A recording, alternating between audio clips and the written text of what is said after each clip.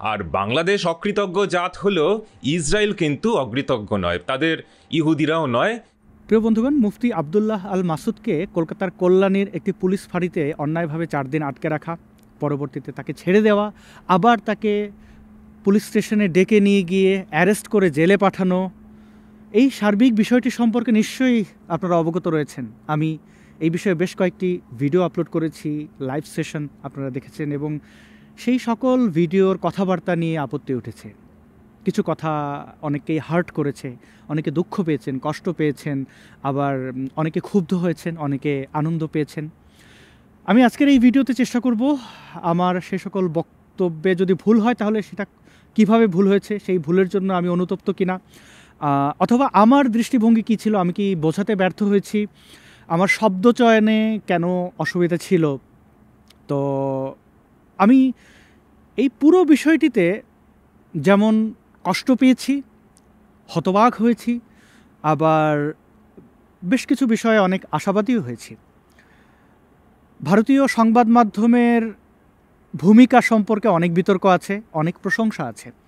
পশ্চিমবাংলায় কিছু জনপ্রিয় টেলিভিশন চ্যানেল আছে, তাদের ভূমিকা কি সব কিছু আমরা জানি কিন্তু।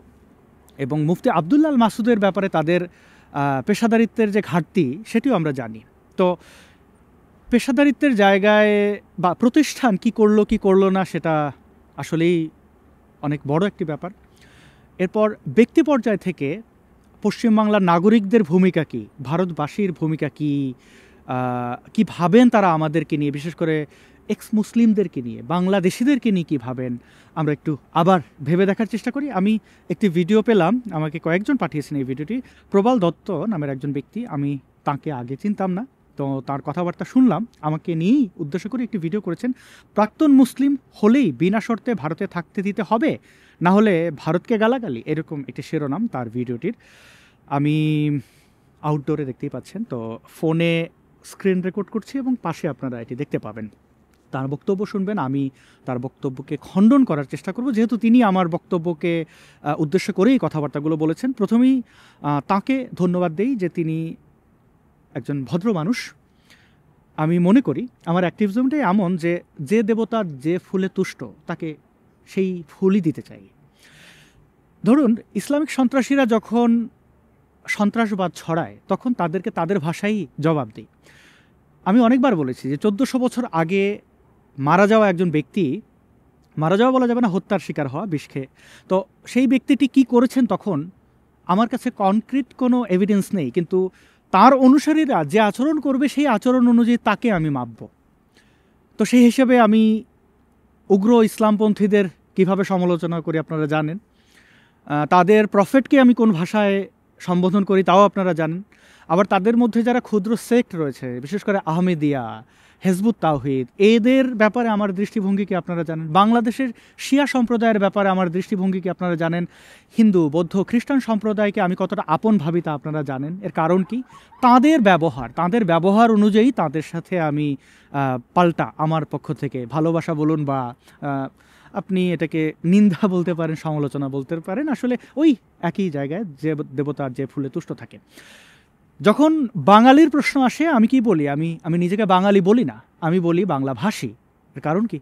বাঙালিকে আমি ওন করি না, কারণ এই বাঙালিরা পাহাড়ি আদিবাসীদের সাথে কি আচরণ করে সেই দায়ভার আমার দেশের মহান নেতা বঙ্গবন্ধু শেখ মুজিবুর রহমান আমাদের আদিবাসী বন্ধুদেরকে কি বলেছিলেন, তোরা বাঙালি হয়ে যা। তো যে জিনিসটা ভুল সে জিনিসটা ভুল। আবার আমি যে ধর্মের অনুসারী ছিলাম, ইসলাম, আমি যখন জানলাম যে এই ধর্মটি আমি যেভাবে নিজেকে ভাবি, আমি অবশ্যই নিজেকে একজন ভালো মানুষ ভাবাটা উচিত, তো ইসলাম আমাকে খারাপ বানাচ্ছে, তো আমি সেই ধর্ম ত্যাগ করেছি। এবং এই কথাগুলো তো প্রকাশ্যেই বলেছি, কোনো ছলছাতুরি, কোনো ধরনের চতুরতার আশ্রয় নিইনি। তো এই ভদ্রলোক খুব ভালোভাবে কথা বলেছেন, আমি তার সেই কথাগুলোকে তার ভাষায় আমি জবাব দেব, সুন্দরভাবেই দেব। অতীতের ভিডিওতে এখন আপনি প্রশ্ন করবেন যে কেন আমি রূঢ় আচরণ করেছি। আপনারা যদি তখন আমার কমেন্ট বক্স খেয়াল করতেন, দেখতে পেতেন বেশিরভাগ মানুষ, বিশেষ করে যারা ভারতীয় কমেন্ট করেছেন, তারা কি বলেছেন? তারা বলেছেন যে উগ্র জাতীয়তাবাদী আচরণ দেখিয়েছেন। আমি বলবো না তারা হিন্দুত্ববাদী ছিলেন, তারা মমতা ব্যানার্জির টিএমসির লোকজন ছিলেন, তারা মুসলিম ছিলেন। বেশিরভাগ মানুষের কাছ থেকে আমি শুধু ঘৃণা পেয়েছি, কেন আমি বাংলাদেশি, এটা আমার অপরাধ, কেন আমার নামটি সো কল্ড ইসলামী নাম, আমার নাম ইসলামিক নাম না। তো মুফতি আবদুল্লাহ আল মাসুদের নামটিও ইসলামিক নাম নয়, আপনি বলতে পারেন অ্যারাবিক নাম। তো সেই হিসাবে কি আপনি একজন পশ্চিমবাংলার বাসিন্দা হিসেবে কোনো অন্য ভাষার নাম হয়ে থাকলে আপনি সেটাকে ঘৃণা করবেন না তো। 1936 সালে জওহরলাল নেহরু তার অ্যান অটোবায়োগ্রাফিতে বলেছিলেন এই উগ্র জাতীয়তাবাদ নিয়ে, যে এটা ভারতবর্ষের জন্য কতটা ক্ষতি, ভারতীয়দের জন্য কতটা ভয়ঙ্কর। তো সেই উগ্র জাতীয়তাবাদ আমাকে গালাগালি, আমার নাম দেখে বিচার করা, আমার দেশ দেখে আমাকে অপমান অপদস্থ করার ক্ষেত্রে আমি অনেকটা আহত ছিলাম। এবং আরও কয়েকটি কথা, যেমন আমি একজন অ্যাক্টিভিস্ট, তার চেয়ে বড় সত্য আমি একজন মানুষ, আমাকেও খেতে হয়, আমাকেও ঘুমোতে হয়। মুফতি আবদুল্লাহ আল মাসুদের সাথে যে ঘটনাটা ঘটছিল তখন আমার রিয়াকশন কী ছিল আপনারা আমার চোখ মুখ দেখেছেন তখনকার। আমি ঘুমাইনি। কেন ঘুমাইনি? আমি যে দেশ থেকে থাকি, অর্থাৎ নর্থ আমেরিকায়, তো এই জায়গার সময়ের সাথে বাংলাদেশ ভারতের সময়ের পার্থক্য আপনারা জানেন, ঠিক উল্টো বলা যায়। আমার এখানে যখন দুপুর দিনের বেলা, তখন বাংলাদেশ ভারতে হচ্ছে মধ্যরাত। ফলে মুফতি আবদুল্লাহ আল মাসুদের কাছে যারা দেখা করতে যাচ্ছেন, যে আইনজীবীরা, যে সমমনারা, তখন আমার এখানে গভীর রাত। তো আমি জানছি যে তারা যাচ্ছেন, এখন সকাল হয়েছে, এই যে এখন আমি ভিডিওটা রেকর্ড করছি, এখন বাংলাদেশে সকাল হচ্ছে। তো তারা যাচ্ছেন, আমার ফোন সাইলেন্ট মোড থেকে, মানে রাতে অটো এটা সাইলেন্ট হয়ে যায়, তো সেটাকে আমি অফ করেছি, স্লিপ মোড অফ করে আমি কনসার্ন ছিলাম যে সেখানে কি হচ্ছে। তো স্বাভাবিকভাবে আমি ঘুমোতে পারিনি কয়েকটি দিন। আর যেহেতু আমি ঘুমোইনি, যে কোনো মানুষের মতো আমারও মস্তিষ্ক অতটা স্বাভাবিকভাবে ফাংশন করবে না। এখন আপনি বলতে পারেন আপনার অ্যাক্টিভিস্ট গোল্লায় যাক, আপনি ঘুমান, হ্যাঁ আপনি এটা বলতেই পারেন। আমি হয়তো অন্য কেউ হলে ঘুমোতাম, যেহেতু আমি 3বার জেল কেটেছি জীবনের এই অল্প বয়সে, 2 বছর বিনা অপরাধে জেল কেটেছি, তার মধ্যে প্রায় 1.5 বছর বাংলাদেশ এবং 6টি মাস ভারতের পশ্চিমবঙ্গের কলকাতায়। আমার অপরাধ অবৈধ অনুপ্রবেশকারী। তো আমি আমার বেলায় চিৎকার করিনি, কিন্তু যখন মুফতি আবদুল্লাহ আল মাসুদ লকআপে আছেন, আমি আমার সেই সব দিনগুলো মনে করেছি। আমি ফ্লোরে ঘুমিয়েছিলাম, আমি মশার কামড় খেয়েছি, আমি পুলিশের কাছ থেকে অপমান অপদস্থ হয়েছি। মুফতি আবদুল্লাহ আল মাসুদ যেমন পুলিশের প্রশংসা করেছেন, কিছু পুলিশ ভালো ছিল, আবার কিছু পুলিশ তাকে মারতে চেয়েছে, পশ্চাৎ দেশে লাথি মেরে কথা বের করতে চেয়েছেন, তার বৈধ পাসপোর্টটিকে অনেক অপমান, অনেক অপদস্থ করেছেন। আমি সব কথা বলিনি।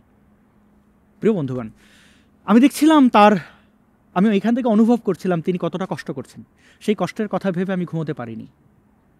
এবং মুফতি আবদুল্লাহ আল মাসুদকে আমার সহকর্মী, আমার কতজন সহকর্মী আছেন বাংলাদেশে? যদি 18 কোটি মানুষ হন, তাহলে সেই 18 কোটির মধ্যে 18 জন ভোকাল অ্যাক্টিভিস্ট আছেন, এথিস্ট আছেন। কয়েক লক্ষ আপনি এথিস্ট পাবেন যারা এক্স মুসলিম, তারা সবাই ভোকাল নন। সবাই বলতে কি, এই যে বললাম 18 কোটির মধ্যে আপনি 18 জন পাবেন যারা ভোকাল। আপনি একটু নামগুলো মনে করুন তো, কতজনের নাম বলবেন? আসিফ মহিউদ্দিন, মুফতি আবদুল্লাহ আল মাসুদ, তসলিমা নাসরিন, এরকম যেতে যেতে আপনি একটা জায়গায় গিয়ে থেমে যাবেন এবং সেই সংখ্যাটা 18-র মধ্যেই আটকাবে। এখন ভাবুন তো, যদি 18 কোটির মধ্যে 18 জন আমার ভোকাল সহকর্মী থাকেন, তাহলে সেই 18 জন আমার কাছে কি 1 জন সমান 1 কোটি। অর্থাৎ মুফতি আবদুল্লাহ আল মাসুদ একজনকে গ্রেপ্তার করা হয়নি, আমার 1 কোটি অ্যাক্টিভিস্টকে গ্রেপ্তার করা হয়েছে। আমার 1 কোটি অ্যাক্টিভিস্ট কষ্টে আছেন, আমি 1 কোটি রিয়াক্ট করেছি।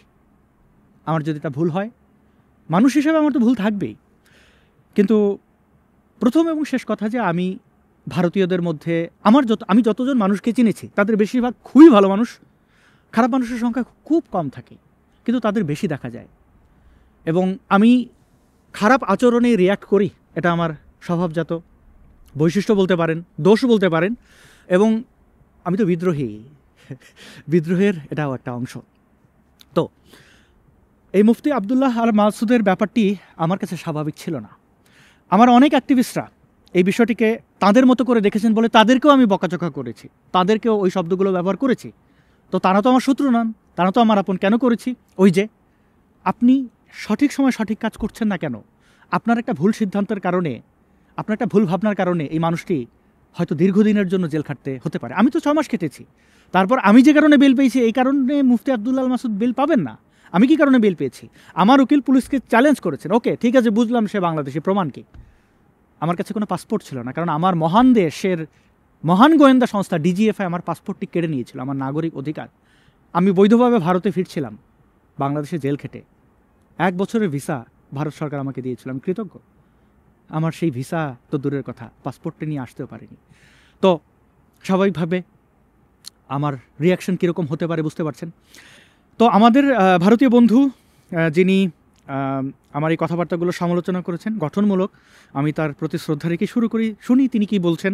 আমি তার প্রত্যেকটি কথার জবাব দেওয়ার চেষ্টা করব।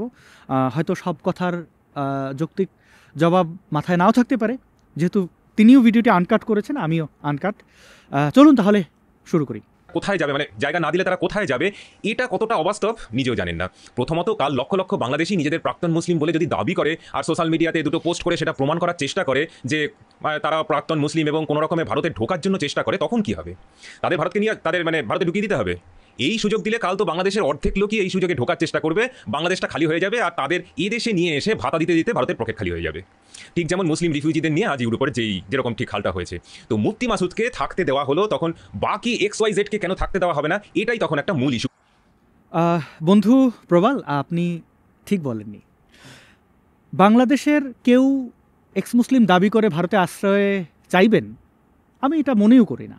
প্রথম আমাকে বুঝতে হবে ভারতে রাজনৈতিক আশ্রয় দেওয়ার আইনটি কী। যাদের সাথে ভারতের ল্যান্ড বর্ডার রয়েছে তাদের কাউকে UNHCR রিফিউজি হিসেবে স্বীকৃতি দেয় না। এবং CAA যেটি হয়েছে সেই আইনে কি বলা হয়েছে? বলা হচ্ছে অমুসলিম যারা রয়েছেন, নাম ধরে ধরে বলা হয়েছে, এদেরকে পাকিস্তান, বাংলাদেশ বা পার্শ্ববর্তী দেশগুলোর যদি কেউ বিপদে পড়েন ভারত তাদেরকে আশ্রয় দেবে। একটা নির্দিষ্ট সময়সীমা বলা হয়েছে, এই দিনের মধ্যে ঢুকতে হবে। যেমন 2024 সালের ডিসেম্বরের 30 তারিখের মধ্যে যদি কেউ ভারতে আশ্রয় নিয়ে থাকেন, 31 তারিখ।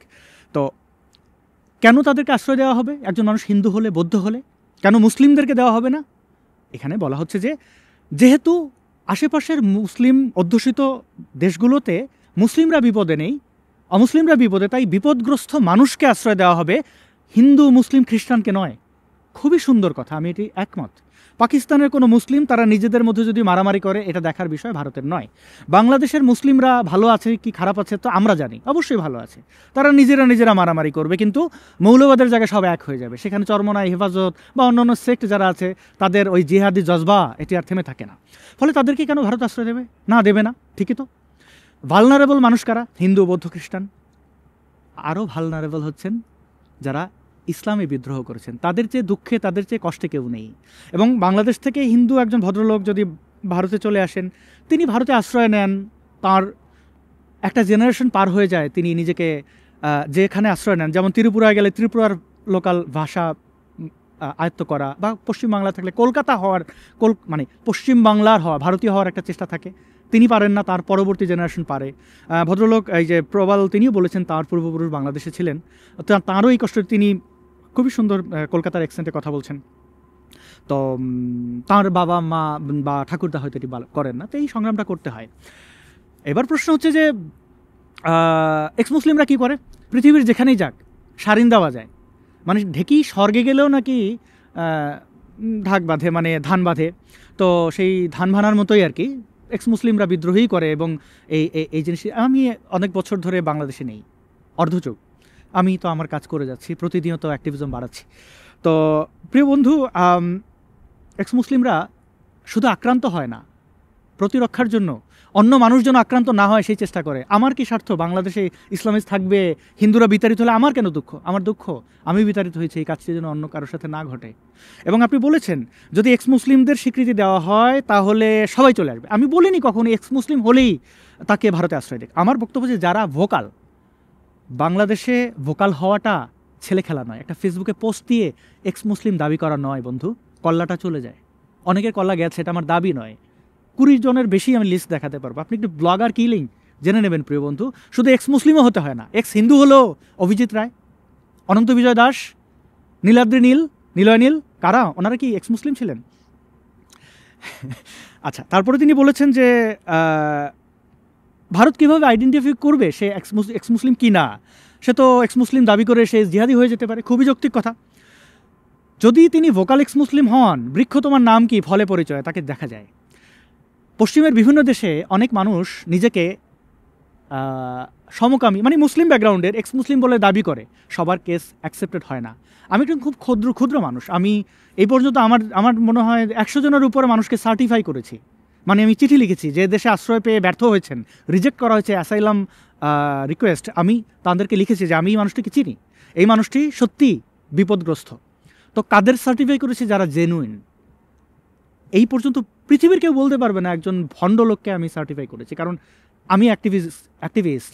অন্য একটা ভণ্ডকে আমি আমার মাথায় কাঁঠাল ভেঙে খেতে দেব না। আমি কষ্ট করেছি, সে যদি কষ্ট করে তাহলেই আমি তাকে সার্টিফাই করবো, নইলে না। আচ্ছা, তারপরে বলেছেন বন্ধু ভারতে যদি এক্স মুসলিম দাবি করে, ধরলাম আপনি এক্স মুসলিমদের যদি ভারত অ্যালাউ করে সেটার মিসইউজ করবে, তাহলে বন্ধু পাকিস্তানের যদি কোনো আইএসআই এজেন্ট বাংলাদেশ থেকে ভারতে ঢুকতে চায়, তাহলে সে এক্স মুসলিম সাজবে না, সে একটা হিন্দু নামে আইডি বানানো বাংলাদেশে কোনো ব্যাপার নয় বন্ধু। ভারতের মতো এত কড়াকড়ির দেশেই যেখানে আধার কার্ড ভোটার আইডি কার্ড বানানো তেমন কোনো ব্যাপার নয়, আপনিও জানেন। তো সেক্ষেত্রে বাংলাদেশে কোনো ব্যাপার নয়, সে একজন হিন্দু, নাম নেবে হরিদাস পাল, সে ভারতে ঢুকে সে হিন্দু হিসেবেই থাকবে, খুবই আরামে থাকবে, তারপরে আল্লাহু আকবার। কাসাবরা ভারতে ঢুকেছিল ভারতীয়দের সাহায্য ছাড়া? আচ্ছা, কাসাব অনেক আগের কথা, এই যে কয়দিন আগে পেহেলগাম অ্যাটাক, আপনি কি বিশ্বাস করেন পাকিস্তানি কাশ্মীরিরা ভারতীয় কাশ্মীরিদের সহায়তা ছাড়া এই অ্যাটাকটা করে ফেলেছে? বুঝতে পেরেছেন বন্ধু কি বলেছি? যে অ্যাটাক করে সে কারো না কারো সাহায্য পায়, এবং সহজ তো হিন্দু হিসেবে আসা। আচ্ছা, হিন্দু না হলেও একজন মুসলিম এফিডেভিট করবে সে হিন্দু হয়ে যাচ্ছে। কত মানুষ এফিডেভিট করে সে হিন্দু হিসেবে দেখাবে, আমি তো মুসলিম ছিলাম, আমি হিন্দু হয়ে গেছি, হ্যাঁ জয় শ্রীরাম বেশি বেশি বলবে। বন্ধু আটকাবেন কি করে? আপনার এই যুক্তিটি টিকলো না। আবার বলছেন ভাতা রিফিউজি কেউ হলে তাকে ভাতা দেওয়া হয়, আমি জানি না ভারত কিভাবে দেবে, এত 140-50 কোটি মানুষের দেশে ভারতের নিজেরই অনেক সমস্যা, কিভাবে ভাতা দেবে? আর প্রিয় বন্ধু, আমরা যারা এক্স মুসলিম, আমি দায়িত্ব নিয়ে বলছি, আপনি খোঁজ নিয়ে দেখবেন যারা এ যাবৎ ভারতে আশ্রয় নিয়েছেন, বৈধভাবে যারা আছেন বা অবৈধভাবেও, কেউ ভারতীয় কোনো নাগরিকের অন্ন ধ্বংস করেননি, তার কাজ কেড়ে নেননি। এখন বলবেন তারা কিভাবে খায়?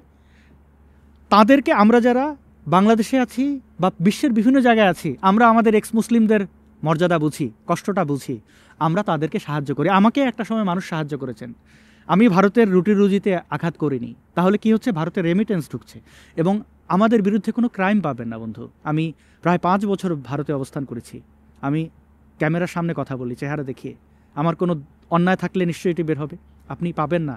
আমি কোনো ফৌজদারি অপরাধ করিনি, কোনো দিন করিনি। আমি পশ্চিমবাংলায় অ্যাটাকের শিকার হয়েছি, গল্ফ গ্রিন থানায় আমি ন্যায্য বিচার পাইনি, পুলিশ কী করেছে আমি এগুলোর কোনো কিছু নিয়ে আমি প্রশ্ন তুলিনি, কিন্তু আমার সামনে আমার অ্যাক্টিভিস্ট। আচ্ছা যাই হোক, আপনি যে কথাটা বলেছেন, আমরা আসলে ভারতের কাছ থেকে করুণা চাই না, আমরা সহমর্মিতা চাই, আমরা ভিক্ষা চাই না, ভালোবাসা চাই। তারপরের কথা শুনি। হয়ে দাঁড়াবে, আপনি চান যে মুফতি মাসুদের জন্য ভারত সেটাই করুক, তাই তো? তো দ্বিতীয় ব্যাপার হলো যে আপনি বলেছেন যে সিটিজেনশিপ অ্যাক্ট আইনে হিন্দু, খ্রিস্টান, বৌদ্ধ সব ধরনের অমুসলিমদের সুযোগ দেওয়া হয়েছে, এক্স মুসলিমদের কেন নয়? আপনার বিচার বুদ্ধিটা বোধহয় সাময়িক একটু লোপ পেয়েছে, না হলে এই কথাটা বলতে পারতেন না। বুঝতে পারছি আপনার প্রিয় বন্ধু মুফতি মাসুদ মানে আপনার কমরেড বলতে পারেন, তার জন্য আপনি একটুখানি মানসিক চাপ নিচ্ছেন। তো না হলে বুঝতে পারতেন যে সিএএ শুধু বাংলাদেশের জন্য নয়, পাকিস্তান এমনকি আফগানিস্তানের ক্ষেত্রেও প্রযোজ্য। প্রিয় বন্ধু, আমি আমার অসংখ্য ভিডিও করেছি জীবনে, এবং আমি সিএ কি আমি আমার বাংলাদেশের হিন্দু নাগরিকদের সুন্দরভাবে বুঝিয়ে বলেছি। আমি জানি এটি পাকিস্তানিদের ক্ষেত্রেও প্রযোজ্য, আমি জানি আফগানিদের ক্ষেত্রেও প্রযোজ্য, এবং প্রযোজ্য হওয়ারই কথা। ভালনারেবল মানুষকেই তো আশ্রয় দেওয়া হয় যে বিপদগ্রস্ত। আর আপনার পূর্বপুরুষ বাংলাদেশ ছেড়ে এসছেন, আমি খুবই দুঃখিত এই ঘটনাটির জন্য। কোনো মানুষ ভিটে মাটি ছেড়ে আসে? আপনি বলছেন ভারতে অর্ধেক বাংলাদেশি চলে আসবেন, অর্ধেক বাংলাদেশি কত বাংলাদেশি আসবেন আমি জানি না। আপনি ভিডিওটার শুরুতে একটা কথা বলেছিলেন বাংলাদেশিরা বেঈমান, আপনি কিন্তু ইন জেনারেল বলেছেন বাংলাদেশি। এটি আপনার শুরুটা আমি এখন আর বলছি না, এটি আপনি ভুল করেছেন। বাংলাদেশিরা বেঈমান না, বাংলাদেশের কতিপয় মানুষ বেঈমান। আমি যেখানে কতিপয় মানুষকে বলেছিলাম এই যে গুপ্তকেশ অনেক কিছু বলেছেন, এইগুলো আমি কতিপয় মানুষকেই বলেছি। হয়তো আমার কথাটা ইন জেনারেল হয়ে গেছে, আমার সেটার উদ্দেশ্য ছিল না, এই জন্য আমি দুঃখিত। তো প্রিয় বন্ধু, আমি ভারতীয় আইন সম্পর্কে জেনেই বলেছি, এবং বিচার বুদ্ধি অনেকটা আমার লোভ পেয়েছে, এটা সত্য, এটা আপনারও পাবে। আপনি এরকম কোনো পরিস্থিতিতে পড়লে আপনি ভারতীয় হিসেবে হয়তো আপনাকে কখনোই এই পরিস্থিতিতে পড়তে হবে না। ভারতের এক্স মুসলিমদের কোপ দিয়ে কল্লা ফেলে দেওয়ার মতো ঘটনা এখনও দেখিনি, অন্ততপক্ষে গত 20 বছরে। আপনি ঘর হারানো ব্যক্তির দুঃখ বুঝবেন না, আপনার পূর্বপুরুষরা হারিয়ে ফেলেছেন, হয়তো আপনাকে বলেননি। শখে কেউ দেশ ছাড়ে না, আর একটা মানুষ যখন দেশ ছাড়ে তার লঘু অপরাধগুলো মাফ করে দিতে হয়, ক্ষমা করতে হয়। আইনের মার পেঁচে সে বৈধ অবৈধ বলতে নেই, কারণ একটা মানুষ তার মাতৃভূমি ছেড়ে দিয়েছে। প্রিয় বন্ধু, আপনি এখন গরমের মধ্যে আছেন, আমি শীতের মধ্যে আছি। আমি সাইকেল চালাচ্ছিলাম এবং এটা শুনছিলাম, শুনে আমার মনে হচ্ছে আমি যেহেতু যোদ্ধা, আমার ওয়েপেন আমার ব্যাকপ্যাক থাকে, মানে ক্যামেরা, মাইক্রোফোন এগুলো থাকে অলওয়েজ, কারণ আমি সবসময় প্রস্তুত থাকি যুদ্ধের ময়দানে যেভাবে থাকতে হয়, গান কিভাবে রাখতে হয়। আমরা ভারতীয় সেনাবাহিনী যখন আমাদের 1971 ট্রেন করছিল আমাদের মুক্তিযোদ্ধাদের, তখন জেনেছি এটা কীভাবে আপনি একজন সৈনিকের কাজ কী।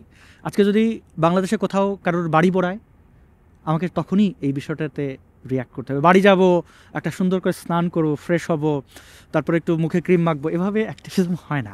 তো আমি শীতের মধ্যে বসে আছি, আমার কিন্তু এটা ভালো লাগে না। আমি এই রাষ্ট্রের প্রতি কৃতজ্ঞ, কিন্তু এই যে আমার সামনে একটা সুন্দর চাঁদ, আমি দেখাতে পারলে ভালো হতো। ক্যামেরায় ঘোরানোর মতো আমার কোনো লোক নেই, ওয়ান ম্যান আর্মি, হয়তো আপনিও তাই। তো এই সুন্দর চাঁদ আমার ভালো লাগে, কিন্তু বাংলাদেশের এই সুন্দর চাঁদ আমার কাছে আরও সুন্দর। এখানে প্রায় সময় বৃষ্টি হয়, আমি ভারতবর্ষে বৃষ্টিতে ভিজেছি, আমি আমার দেশে বৃষ্টিতে ভিজেছি, সেই বৃষ্টির স্বাদ আমি পাই না। আপনি আমাকে আমার বৃষ্টির স্বাদ ফিরিয়ে দিতে পারবেন? পারবেন না। আমাকে 10,000 কিলোমিটার দূরে এসে আশ্রয় নিতে হয়েছে। আমার তো প্রত্যাশা ছিল ভারতবর্ষ আমারও, আমি সেখানে আশ্রয় পাবো, পাইনি তো। আমাকে এত 1000 কিলোমিটার দূরে আসতে হয়েছে কেন? আপনি কি এটি ফিল করেন? করবেন না। তো আশ্রয়ের ব্যাপারটি, অনেকে তসলিমা নাসরিনের ব্যাপারে বলেন তসলিমা নাসরিনকে ভারত আশ্রয় দিয়েছে। প্রিয় বন্ধু, না, তসলিমা নাসরিন অন্য যে কোনো বিদেশি নাগরিকের মতোই তিনি থাকেন। সুইডিশ নাগরিক হিসেবেই তিনি প্রতি বছর ভিসা এক্সটেন্ড করেন, এবং ভিসা যখন তাকে এক্সটেন্ড করে অনেক সময় দেওয়া হয় না। অনেক বড় দেশ, মন্ত্রীদের, মিনিস্টারদের অনেক কাজ থাকে, দায়িত্ববানদের অনেক দায়িত্ব থাকে। সেই ক্ষেত্রে তসলিমা নাসরিনের দায়িত্ব পালনটা অনেক সময়, মানে তার ভিসা এক্সটেন্ড করে দেওয়া, এটা ভিক্ষা নয়। তিনি ভারতবর্ষকে ভালোবাসেন, থাকতে পছন্দ করেন ভারতীয়দের মধ্যে, তো সেটিতে বিলম্ব হয়। আমরা তসলিমা নাসরিনের আর্তনাদ দেখিনি? না দেখলে আপনি টুইটারে গিয়ে তাঁর ভিসা সংক্রান্ত প্রতি বছর তাঁর যে এগুলো নিয়ে অনেক খবর হয়েছে। তো তিনি ভারতের অন্য যে কোনো একজন পাকিস্তানিকে কীভাবে দেখা হয় আমি জানি না, একজন সুইডিশ নাগরিককে যেভাবে দেখা হয় তাকে সেভাবেই দেখা হয়। হ্যাঁ, তার নিরাপত্তার ব্যবস্থা করা হয়, এই জন্য ভারতের কাছে আমি কৃতজ্ঞ। এই ক্ষেত্রে ভারত সরকারের অনেক টাকা ব্যয় হয়, আবার এটা ভারতের জন্য একটা বড় সম্মান যে এই মানুষটিকে আপনারা নিরাপত্তা দেন। Thank you. তো আমি যেটা বলবো, আমার কোনো ইমোশন দেখাতে আসিনি। আমার অনেক দুঃখ আছে, কিন্তু এই দুঃখটা হয়তো আপনাদের বলছি, ভারতীয়রা যারা আছেন। আমি আমার একটা ভিডিওতে বলেছি ভারতীয়রা বেরিয়ে যান, আমার ভিডিও দেখার দরকার নেই। আমি এই কথাটি কেন বলেছিলাম, যে আপনার দেশ আমাকে ওন করেন, আপনি কেন আমার প্রতি কাঁদছেন? এটা অভিমান। এখন আপনি যদি বলেন আপনার উপরে অভিমান করেছি, কই পাকিস্তানিদের উপরে তো অভিমান করি নাই, কই চায়নার উপরে তো আমার অভিমান কোনো দিন দেখেন নাই। সত্য কথা, এবং কোনো দিন দেখবেনও না, কারণ আমি তো ওরে ওন করি না। আমি পাকিস্তানিদের প্রতিও ভালোবাসা আছে। দেশ পাকিস্তানকে আমি তো বন্ধু ভাবি না, দেশ চায়নাকে তো আমি বন্ধু ভাবি না, ইনফ্যাক্ট দেশ আমেরিকাকে আমি বন্ধু ভাবি না, এবং এটা আমার প্রকাশ্য। তো কার উপরে অভিমান করে মানুষ? যাকে ভালোবাসে, যার সাথে সম্পর্ক আছে। আমার বন্ধু, আমার পরিবারের সদস্য আমাকে কষ্ট দিলে আমি তার উপরে যতটুকু খেপবো, পাড়ার প্রতিবেশী একজন কিছু বললে যতটা, এর চেয়ে একটু কম রিয়্যাক্ট করব। অন্য দেশের একজন বললে আমি আরও একটু কম রিয়্যাক্ট করব, বা যাকে চিনি না সে আমাকে কোনো মন্দ কথা বললে বা আমাকে কষ্ট দিলে আমি রিয়্যাক্টই হয়তো করব না। তো ভারতীয়দেরকে আমি বন্ধু ভাবি, তাদের ভারতের উপরে আমারও অনেক অনেক এক্সপেকটেশন, এবং এই এক্সপেকটেশন যদি আপনি ভুল বলেন তাহলে আমার মুক্তিযুদ্ধও ভুল, আমার স্বাধীনতা সার্বভৌমত্বও ভুল। আমি তো প্রকৃতি থেকেই শিখেছি। তো সেই জায়গা থেকে ভারত যখন আমাদের মানবিকভাবে দেখে না, তখন তো আমার অভিমান হবেই। পাকিস্তানে মুফতি মাসুদ অ্যারেস্ট হলে আমি আসাদ শুধু লিখতাম ফ্রি মুফতি মাসুদ, এর বাইরে একটা কথাও লিখতাম না। পাকিস্তানের উপরে আমার কোনো আশাই নাই, ও কি করলো এটা দিয়ে আমার কিছু যায় আসে না। চায়না হলে আমার উপরে কোনো আশাই নাই। এখন যদি বন্ধু ভারতকেও একই পাল্লায় মাপতে হয়, আমি মাপবো, যদি আপনি বলেন আর কি, আপনারা যদি বলেন। এবং আমি কিন্তু আমাকে অনেকে গালাগাল করেছেন, পরে ভাবলাম এই লোকগুলো গালাগাল করছে কেন, বাংলায় যারা গালাগাল করছেন, যে ভাবলাম যে হয়তো তারাও আমাকে ভালোবাসে, ভালো না বাসলে কেন বাক্য ব্যয় করছে। আর আমরা জানি যে পাকিস্তানে বালুচিস্তানের লোকজনের উপর কি হচ্ছে, বা পাখতুন বা পাঠানদের ওপর কি হচ্ছে। পাকিস্তানের আর্মি বলতে গেলে ওদের উপর একটা জেনোসাইড চালাচ্ছে। তো কালকে যদি তারা এসে বলে যে আমাদেরকে ভারতে থাকতে দিতে হবে, তাহলে তো ভারতবর্ষটার একটা দেশ বলে কিছু থাকে না, একদম পুরো ধর্মশালা হয়ে যায়। মানে অলরেডি সেটা হয়েই গেছে, বাকিটাও হয়ে যাবে। প্রিয় বন্ধু, আপনি পাশতুনদের সাথে কি হচ্ছে আপনি দেখলেন, দেখা উচিত। আমাদের সাথে কি হচ্ছে দেখলেন না? নাস্তিকদের সাথে কি হয় বাংলাদেশে দেখা উচিত। এবং পৃথিবীর বিভিন্ন জায়গায় পশ্চিমের সম্পর্কে আপনার ধারণা না থাকারই কথা, আপনি হয়তো ভারতবর্ষের বাইরে যাননি। ইউরোপ আমেরিকায় মুসলিমদের আশ্রয় দেওয়া হয়, নাস্তিক হিসেবে আলাদা হবে না, তাদেরকে নাস্তিক বলে তারা আশ্রয় নেয় না, এক্স মুসলিম বলে আশ্রয় নেয় না। তারা মুসলিম এবং উগ্রপন্থী মুসলিমদের কাছে নির্যাতিত, তারা উদারপন্থী মুসলিম বলে, পরে তাদের মধ্যে অনেক ফ্যানাটিক বের হয়। আপনি পৃথিবীর কোথাও দেখাতে পারবেন না, অন্ততকে বাংলাদেশি কেউ গিয়ে সে নাস্তিক হিসেবে আশ্রয় নিয়েছে তারপরে বোমা মেরেছে। অনেক নাস্তিক ভোকাল ছিল, পরে সে তার ব্যক্তি জীবনে অনেক আরাম আসে, কোনো কারণে হয়তো সে আর অ্যাক্টিভিজম করেনি, এরকম পাবেন। কিন্তু সে নাস্তিক হিসেবে আশ্রয় নিয়েছে, পরে সে মুসলিম হয়ে গেছে, আমার জানা নেই বন্ধু। তো ঠিক আছে। তৃতীয়ত, আপনারা প্রাক্তন মুসলিম হওয়ার কারণে আপনাদের সমাজ আর আপনাদেরকে মানছে না। আপনাদের অবস্থাটা বুঝি, কিন্তু সেই রকম তো পাকিস্তানের আহমদিয়াদের পাকিস্তানও আর মুসলিম বলে মানছে না। তো আহমদিয়াদের মসজিদে যাবার অধিকার নেই, শিয়াদের শুক্রবারের নামাজের উপর নিষেধাজ্ঞা, তাই তারাও লাইন লাগাক ভারতে ফ্রি এন্ট্রির জন্য। 1947-এ এই উপমহাদেশ আহমেদিয়াদের সাথে অন্যায় হয়, বাংলাদেশে তো হয়, কিন্তু আহমেদিয়ারা তাদের যেহেতু একটা এটা তাদের একটা ধর্ম, তাই না, একটা সেক্ট, তাদের একটা মসজিদ আছে, তাদের অনেকগুলো সেন্টার আছে, তাদের আশ্রয় দেওয়ার লোক আছে।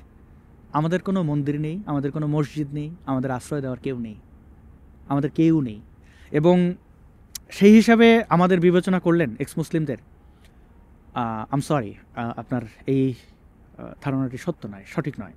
একটা বিশাল সংখ্যক মুসলিম, যাদের মধ্যে সব ধরনের মুসলিম ছিলেন, যেমন শিয়া, আহমদিয়া, দেওবন্দি কি বারেলভি, এরা সবাই হিন্দুদের অবিশ্বাস করে দেশকে ভেঙে আলাদাভাবে থাকাকে শ্রেয় মনে করেছিলেন।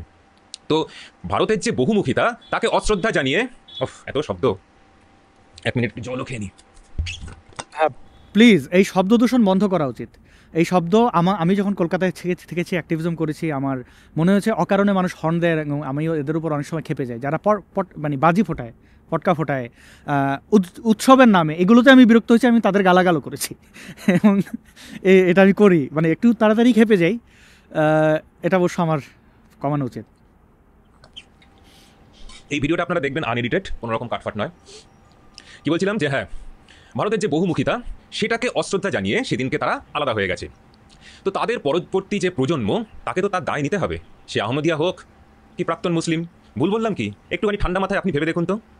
চতুর্থ ব্যাপার, ভারতে ঢুকে পড়ার পর সেই প্রাক্তন মুসলিমরা আবার ধর্মপ্রাণ মুসলিম হয়ে যাবে না, রামনবমীতে পাথর ছুড়বেন না, তার কি নিশ্চয়তা?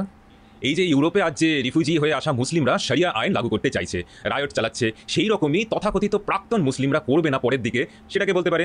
এই যে একজন, এই কথাটির উত্তর আগে একটু দিয়েছি, আর একটু দিই, যে প্রাক্তন মুসলিমরা এটা করবে না। আমি তার উদাহরণ, আমি দুর্গাপূজা সহ সকল ধরনের পূজা পার্বণকে ঘৃণা করতাম, কারণ বাংলাদেশে আমি যেহেতু মুসলিম ছিলাম, বিদ্রোহ করার পরে সকল ধর্ম, মানে মনে হয়েছে প্রথম এটা হয়, কিছু কিছু কিছু সিমটম থাকে। তো আমি প্রথম বছর কলকাতা, আমার ফ্রেন্ড ডেকেছে দুর্গাপূজা গোষ্ঠী কেলায় দুর্গাপূজা, এগুলো একটা কুসংস্কার, কি একটা ফাজলামো শুরু করেছে, শব্দের দূষণে বাঁচি না, বিরক্ত লেগেছে, আমি পাথর ছুঁড়িনি। তারপরে কি হচ্ছে জানেন, দুর্গাপূজা ওই বছরটাকে 2017-র দুর্গা উৎসব আমি এখনও মিস করি। কি উৎসবটাকে আমি মিস করেছি। আমি এখন কানাডার বেশ কয়েকটা শহরে, আপনারা অনেকে ছবি দেখেছেন, আমি ছুটে যাই অনেক দূর, 1000 কিলোমিটার দূর থেকে ফ্লাই করে আমি দুর্গাপূজা উদযাপন বড় দেখে যাই, কারণ আমি জানি দুর্গাপূজা কি। আমি আমার ভারতীয় সংস্কৃতি, আমারও সংস্কৃতি আমি ওন করেছি। এক্স মুসলিমরা, মানে ইসলাম বা ধর্মত্যাগ করা নাস্তিক একটা ফাউন্ডেশন, তার সামনে অনেক রাস্তা, মানে ঘরের একটা ফাউন্ডেশন বানানোর পর কি হয়, আপনি বেডরুম কোন দিকে করবেন, হলঘর কোনটা করবেন, ওটা আপনার কাছে এই ফ্রিডমটা থাকে, আপনার ফাউন্ডেশন হয়ে গেছে। তো নাস্তিকতা একটা ফাউন্ডেশন, তার দ্বার খুলে যায়, সে গ্রহণ করতে শেখে। আমি শিখেছি, আমার হিন্দু বন্ধুরা আমাকে জড়িয়ে ধরে, আমি যতগুলো মন্দিরে গেছি দুর্গোৎসবে, আমাকে সবাই জড়িয়ে ধরেছেন। আমি আমি তাদের একজন। আমি আহমেদের সম্প্রদায়ের অনেকের কাছে গিয়ে আমাকে জড়িয়ে ধরেছেন, কেউ কোপ দেননি। আমি তো ভালোবাসার পূজারী। তো আমি যেখানে আমি কিন্তু খুব উগ্র, আর উগ্র না হলে এই ফাইটটা করা যেত না। সব কিছুর একটা ইম্প্যাক্ট পড়ে। আপনি যখন খুব ঘৃণা পাবেন, আপনার বহিঃপ্রকাশটাও সেরকম হয়ে যায়। তো যাই হোক, আমি তার উদাহরণ যে এক্স মুসলিমরা এই কাজটা করবে না। এবং এক্স মুসলিমরা শুধু মানে এক্স মুসলিম টার্মটা আমরা বাংলাদেশে ইউজ করি না, আমরা এথিস্ট বলি। এথিজম আমাদের জন্য প্রাউড। ভারতে এটা এক্স মুসলিম বলে, আমি কোথাও আমার এক্স মুসলিম লিখি না, কারণ যে জিনিসটা ছেড়ে দিয়েছি এই জিনিস আবার ধরে মুসলিম ধরে রাখাটাই তো আমার কাছে, আমি মুসলিমদের পছন্দ করি, ইসলামটাকে মানে এক্স মুসলিমদের সাথে একটা ইসলামের গন্ধ থাকে, তো এটা ধরে রাখাটাই তো আমার কাছে একটা আমি কি আমার এক্স গার্লফ্রেন্ডের নাম জানি না, আমি এক্স মানে আমি এক্স মুসলিম বলি না। অনেকে বলেন, আমি তাদের প্রতি শ্রদ্ধা রাখি। তো বন্ধু, এখানেও আপনার সাথে আমি একমত হতে পারলাম না। আমি পুরো ভিডিওটাতে বোধহয় কোথাও দু একটা জায়গায় একমত হতে পারবো, বেশিরভাগ জায়গায় আমি পারবো না। প্রাক্তন মুসলিম শাহিল খুব বিখ্যাত, তো তিনি হঠাৎ করে আবার ইসলামে ফেরত গেলেন কি না তার মাকে দেওয়া কথা রাখতে। প্রাক্তন মুসলিম শাহিল খুব বিখ্যাত, তো তিনি হঠাৎ করে আবার ইসলামে ফেরত গেলেন কি না তার মাকে দেওয়া কথা রাখতে। তো এইরকম পরিবর্তন যে বাংলাদেশ থেকে আসা প্রাক্তন মুসলিমদের হবে না ভবিষ্যতে কে। প্রিয় বন্ধু, এক্স মুসলিম সাহিল কি করেছেন আমি খুব একটা জানি না। তিনি যদি তার মায়ের জন্য এই স্যাক্রিফাইস করে থাকেন, আমি তাকে স্যালিউট দিই। আমি ওরকম সন্তান হতে পারিনি। আমার মায়ের জন্য, আমার অ্যাক্টিভিজম বন্ধ করার জন্য আমার মা অনেকবার কেঁদে কেঁদে আমাকে বলেছিলেন, আমাকে অনেক বুঝিয়েছেন। আমি পারিনি। আমার মাকে বলেছি যে মা, এই লড়াইটা শুধু আমার একার না। আমি অনেকগুলো উদাহরণ দিয়েছি যাদের যে মায়েদের সন্তান হত্যা করা হয়েছে, যেই ব্লগারদের, তারাও তো কারো না কারো সন্তান। আমাকে এটার প্রতিশোধ নয়, আমাকে এটা প্রতিকার করতে হবে। আমি পারিনি আমার মায়ের দিকে তাকাতে। আমি অসংখ্য মায়ের, যখন এক হিন্দু বন্ধু নির্যাতিত হন, তার মাকে আমি আমার মাই মনে করি। তো সকল নির্যাতিত মানুষের দায়িত্ব আমি নিতে পারবো না, কিন্তু আমি একজনকে তো নিতে পারবো। আমি সেই চেষ্টা করেছি। এক্স মুসলিম সাহিল কেন এটা করেছেন আমি এটি জানি না। আর আরেকটা বিষয়, এক্স মুসলিম সাহিল ভারতীয়। আমি অনেক এক্স মুসলিমকে দেখেছি, ভারতের কেরালায় গেছি, অনেক জায়গায় গেছি। তো তাঁদের বক্তব্য এটি যে আমাদের বাংলাদেশের ঘটনা শুনে তারা বলেন যে না, তোমাদের যদি 100টা কষ্ট করতে হয়, আমাদের তার বোধহয় 5টা করতে হয়। আমাদের এখানেও মুসলিমরা আছে, কিন্তু তারা আমাদের ভারতীয় আইনের কারণে আমাদেরকে তেমন কিছু করতে পারে না। আমাদেরকে শুধু ইসলামিক সন্ত্রাসীরা হত্যাই করে না, জেলে পড়ে রাষ্ট্র আমাদের বিরুদ্ধে দাঁড়ায়। আর আপনি একটা জিনিস মনে করছেন আমরা অ্যাক্টিভিস্ট, মানে ইউটিউবার বোধহয় বলেছেন, এটা আপনি সামনে বলেছেন, আমি সেটা নিয়ে একটু বলবো। কি দেবে, আপনি কি দিতে পারবেন? হ্যাঁ, আপনার বা মুফতি মাসুদের একটা হয়তো গ্রহণযোগ্যতা আছে আপনাদের সাবস্ক্রাইবারদের মধ্যে, কিন্তু যারা ইন্ডিয়ান ভিসা অফিসার তারা বসে বসে প্রাক্তন মুসলিমদের ইউটিউব চ্যানেল দেখবেন ঘন্টার পর ঘন্টা ধরে, এটা বোঝার জন্য যে কে কত জেনুইন এক্স মুসলিম। আপনার পোস্টে যারা বলছেন যে তারা ভারতের জন্য লজ্জিত, পশ্চিমবঙ্গের জন্য লজ্জিত, তারা একটু বাস্তবতার দিকটাও ভাববেন। ভারতের মতো একটা দেশের বিদেশ নীতি ইউটিউব আর সোশ্যাল মিডিয়ার সাবস্ক্রাইবার সংখ্যার উপর ভিত্তি করে কিন্তু চলে না। সোশ্যাল মিডিয়া হলো আজকের দিনে একটা ভার্চুয়াল বৈঠকখানা, যেখানে প্রচুর লোক আসে, প্রচুর। আচ্ছা প্রিয় বন্ধু, ইমিগ্রেশন অফিসারদেরকে আসলে এক্স মুসলিমদের জন্য তেমন কিছু সময় ব্যয় করতে হয় না, বরং আমি বাংলাদেশি হিসেবে লজ্জিত। আমি এফআরওতে, কলকাতা এফআরও থেকে তো এক্সিট পারমিট নিয়ে এসেছি। তো দেখুন প্রিয় বন্ধু, আপনার দেশে ঢুকে ভারত বিদ্বেষী খুবই একজন পরিচিত মুখ আছে, পিনাকি ভট্টাচার্য। আপনার দেশে ঢুকে পাসপোর্ট বানিয়ে থাইল্যান্ড চলে গেল। আপনার দেশের ইমিগ্রেশন, আপনার দেশের গোয়েন্দারা কি করেছেন? এখন প্রতিদিন ভারতকে গালাগালি করেন, ভারতের বিরুদ্ধে খুবই জঘন্যভাবে ঘৃণা করেন। আমি জানি না তিনি রয়্যাল এজেন্ট কিনা, ওনাকে দিয়ে এটা করান কিনা। তো বন্ধু, তখন আপনার এফআরওর অফিসাররা কী করেছেন? আর বাংলাদেশের মানুষরা একটু অসচেতন, আমাদের শিক্ষায় সমস্যা আছে, সুশিক্ষা আমরা পাই না, প্রাতিষ্ঠানিক হয়তো ডিগ্রি থাকতে পারে, এটা ভারতের তুলনায় আমরা অনেক পিছিয়ে। তো সেক্ষেত্রে মানুষ দেখা গেল যে দরজায় এসে ধাক্কা খায়। এফআরওতে যদি আপনি ঢোকেন, যদি আপনি ভারতীয়, আপনার প্রয়োজন পড়বে না, একটা কাঁচের দরজা আছে, সেটা টেনে খুলতে হয়, ধাক্কা দিতে হয়, জানেন না, ধাক্কা থেকে শুরু করেন। তো এটা আমি দেখে লজ্জিত হয়েছে। আমি ভেতরে বসা ছিলাম, বাংলাদেশি হিসেবে আমার মাথা হেট হয়েছে। এরকম বিভিন্ন বিড়ম্বনায় পড়তে হয়, তাহলে বাংলাদেশিদেরকে ভিসা বন্ধ করে দিয়েছেন, ওটা বোধহয় একটা ভালো সিদ্ধান্ত। কিন্তু এক্স মুসলিম কজন? আর যদি তারা আপনাদের আশ্রয় যায় যে আমি এক্স মুসলিম, তাকে এত ক্রস চেক করতে হবে না। আপনি প্রথমে রিজেক্ট করে দিন, রিজেক্ট করে তাকে সুযোগ দিন, তাকে প্রমাণ করার যে সে জেনুইন। আমরা সাপোর্টিং লেটার দেব। তিনি খুবই পরিচিত মুখ, তাঁরা এই কষ্টটা করবেন। তসলিমা নাসরিন করবেন, কারণ তসলিমা নাসরিন তো আর এত না জেনে এত দূর আসেননি। তিনি তার জীবন রক্ষা, আমি এত বোকা হয়ে তো আর নিজের জীবন রক্ষা করে এই পর্যন্ত আসেনি বন্ধু। আপনি ভাবতে পারেন আমি ইউটিউবার, আমি নিজেকে অ্যাক্টিভিস্ট বলি, এবং আমরা রাস্তায় থেকে ফাইট করেছি। আমাদের যাদের কল্লা ফেলেছে গণজাগরণ মঞ্চকে একটু জানবেন তো, সেই মানুষগুলো কতটা রিস্ক নিয়েছে। কোপ দেওয়ার পরেও আমরা পালাইনি, আমাদেরকে বাধ্য করেছে সরকার দেশ ছাড়তে। আমরা কারোর বিরুদ্ধে যদি কোনো অন্যায় করে বের হতাম তাহলে মুখ দেখাতে পারতাম না বন্ধু। তো আপনারা যেরকম খুব সহজে আপনাদের গণতন্ত্রের চর্চা আছে, খুব সুন্দর সমালোচনা, আমি অন্য কোনো ভিডিও দেখিনি, কিন্তু আপনাদের অনেক ইউটিউবে যারা কথা বলেন তারা খুব ভালো সমালোচনা করতে পারেন, কিন্তু আপনারা নিজেদেরকে বোধহয় ইউটিউবার মনে করেন। আমি ইউটিউবার নই। আমরা যেহেতু রাস্তায় আমাদের কোপ দিয়ে মেরে ফেলছে, খুব সংক্ষেপে প্রযুক্তির ব্যবহার করে, মানে আপনি বোধহয় চ্যাটজিপিটি ইউজ করেন, তো এর মানে না যে আপনি, মানে ইউটিউবটা আমাদের অনেক বেশি মানুষের কাছে রিচ করতে সুবিধা করে। তো সেই ক্ষেত্রে ইউটিউবের মানে এটা প্রযুক্তির সদ্ব্যবহার করা আর কি। তো পোড়াকে না তাতে অনেকে বাহ বাহ করেন, ঠিক আছে। তো একটা দেশ তার উপর তো আর চলতে পারে না। আর সেখানেই আসি যে পঞ্চম কারণটা সেই ব্যাপারে, যে আসাদ নূর, আপনি বলছেন যে আপনি মুফতি মাসুদের ব্যাপারে কিছু মানে হিন্দু প্রতিবেশী নাকি তার বিরুদ্ধে অভিযোগ করেছেন, তার জন্য তিনি ধরা পড়েছেন। তো এখন আপনাদের মনে হতে পারে যে সোশ্যাল মিডিয়াতে অল্প কিছু ফ্যান ফলোয়িং ইত্যাদি হওয়াতে আপনাদের একদম মানে রাস্তাতে দেখলেই লোকজন মুহূর্তে চিনে নেবে, ঝাঁপিয়ে পড়বে আপনাদের উপর, সই নেবে, ফটো তুলবে। ব্যাপারটা কিন্তু সেরকম নয়। আমি একজন নতুন এবং খুব ছোট্ট একজন ইউটিউবার হয়েও বিনীতভাবে বলছি যে এই কয়েক লক্ষ সাবস্ক্রাইবার, আমার এখন 1 লাখ সাবস্ক্রাইবার হয়নি, কম আছে। আচ্ছা, প্রিয় বন্ধু মিস্টার দত্ত, আপনার এই সাবস্ক্রাইবারের ইয়েতে যাচ্ছি, ইউটিউবিংয়ে যাচ্ছি।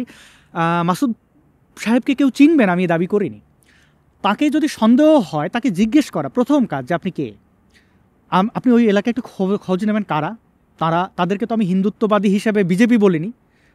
আমি ওই যে হিন্দুত্ববাদী টার্ম অনেক কিছু ব্যবহার করেছি, অনেক লম্বা ভিডিও ছিল, আপনি বোধহয় গুলিয়ে ফেলেছেন অথবা কাটসাট কোনো ভিডিও দেখেছেন, কেউ কাট করে, আমি জানি না কেউ করেছেন কিনা, এটা করতে পারেন, অনেক ক্ষেত্রে এটা ঘটেছে, আমার মূল বক্তব্যই অনেকে শোনেননি। দেখুন, ওই এলাকায় মানে এটা হিন্দুদেরই কথা, ওই এলাকার মানুষদেরই, যে অনেকে দুঃখ প্রকাশ করেছেন যে আমাদের এই গ্রাম, এই পাড়াটা একটু একটু একটু এরকমই, যে মুসলিমরা ঢুকলে অনেক ক্ষেত্রে অনেকে জল ছেটা দেন। তো মুফতি মাসুদ সাহেব যদি খারাপ কেউ হন, তাকে যদি একটা মানুষ জিজ্ঞেস করতো যে আপনি কে, আপনি কি জঙ্গি, তার সাথে কথা বলতো, আমি এই কষ্টটা পেতাম না। তাকে ঢিল মারা, ঢিল ছড়া, এটা কি ভারতীয়দের আচরণ হতে পারে? আমি তো দেখিনি। আমি তো ভারতবর্ষে ভারতের অনেকগুলো স্টেটে গেছি। হ্যাঁ, বিহার সম্পর্কে আমার ভিন্ন ধারণা আছে, পশ্চিমবাংলা সম্পর্কে অন্য ধারণা। পশ্চিমবাংলায় আমি কাউকে 5 বছরে আমি না হাতে কাউকে মারামারি করতে দেখিনি। এটা আমি খুব গর্ব করতাম যে কি চমৎকার মানুষজন, মানে মুখে ঝগড়া করেন, হাতে মারামারি করেন না, হাত তুলবে কেন গায়ের উপর, ঠিকই তো। আবার সেই জায়গায় মানুষ ঢিল মারলো, ব্যাপারটা একটু কেমন না? প্রত্যন্ত অঞ্চল বুঝলাম নদিয়ার, কিন্তু তাও মানে আপনি কি নিজেদের এই দোষ ত্রুটি বা অজ্ঞতা হোক, ভুল হোক, সেটা সমাধানের পক্ষে, নাকি তাকে কেন চিনতে হবে সেটা ভেবেছেন? না, আমরা এটা মনে করি না যে কেউ চিনতে হবে। আমার যারা ভারতীয় বন্ধু আছেন, যদি কেউ আমাকে ব্যক্তি জীবনে দেখে থাকেন, আপনি একটু তাকে জিজ্ঞেস করবেন আমি মানুষ হিসেবে কেমন ছিলাম, বা আমার সাথে যারা ব্যক্তিগতভাবে যোগাযোগ করেন আমি মানুষ হিসেবে কেমন সেটা তাঁরা জানেন। অনেক সময় অনেকের সাথে মিসবিহেভ হয়ে যায়, কিন্তু আমি মানুষ হিসেবে কেমন আমি জানি।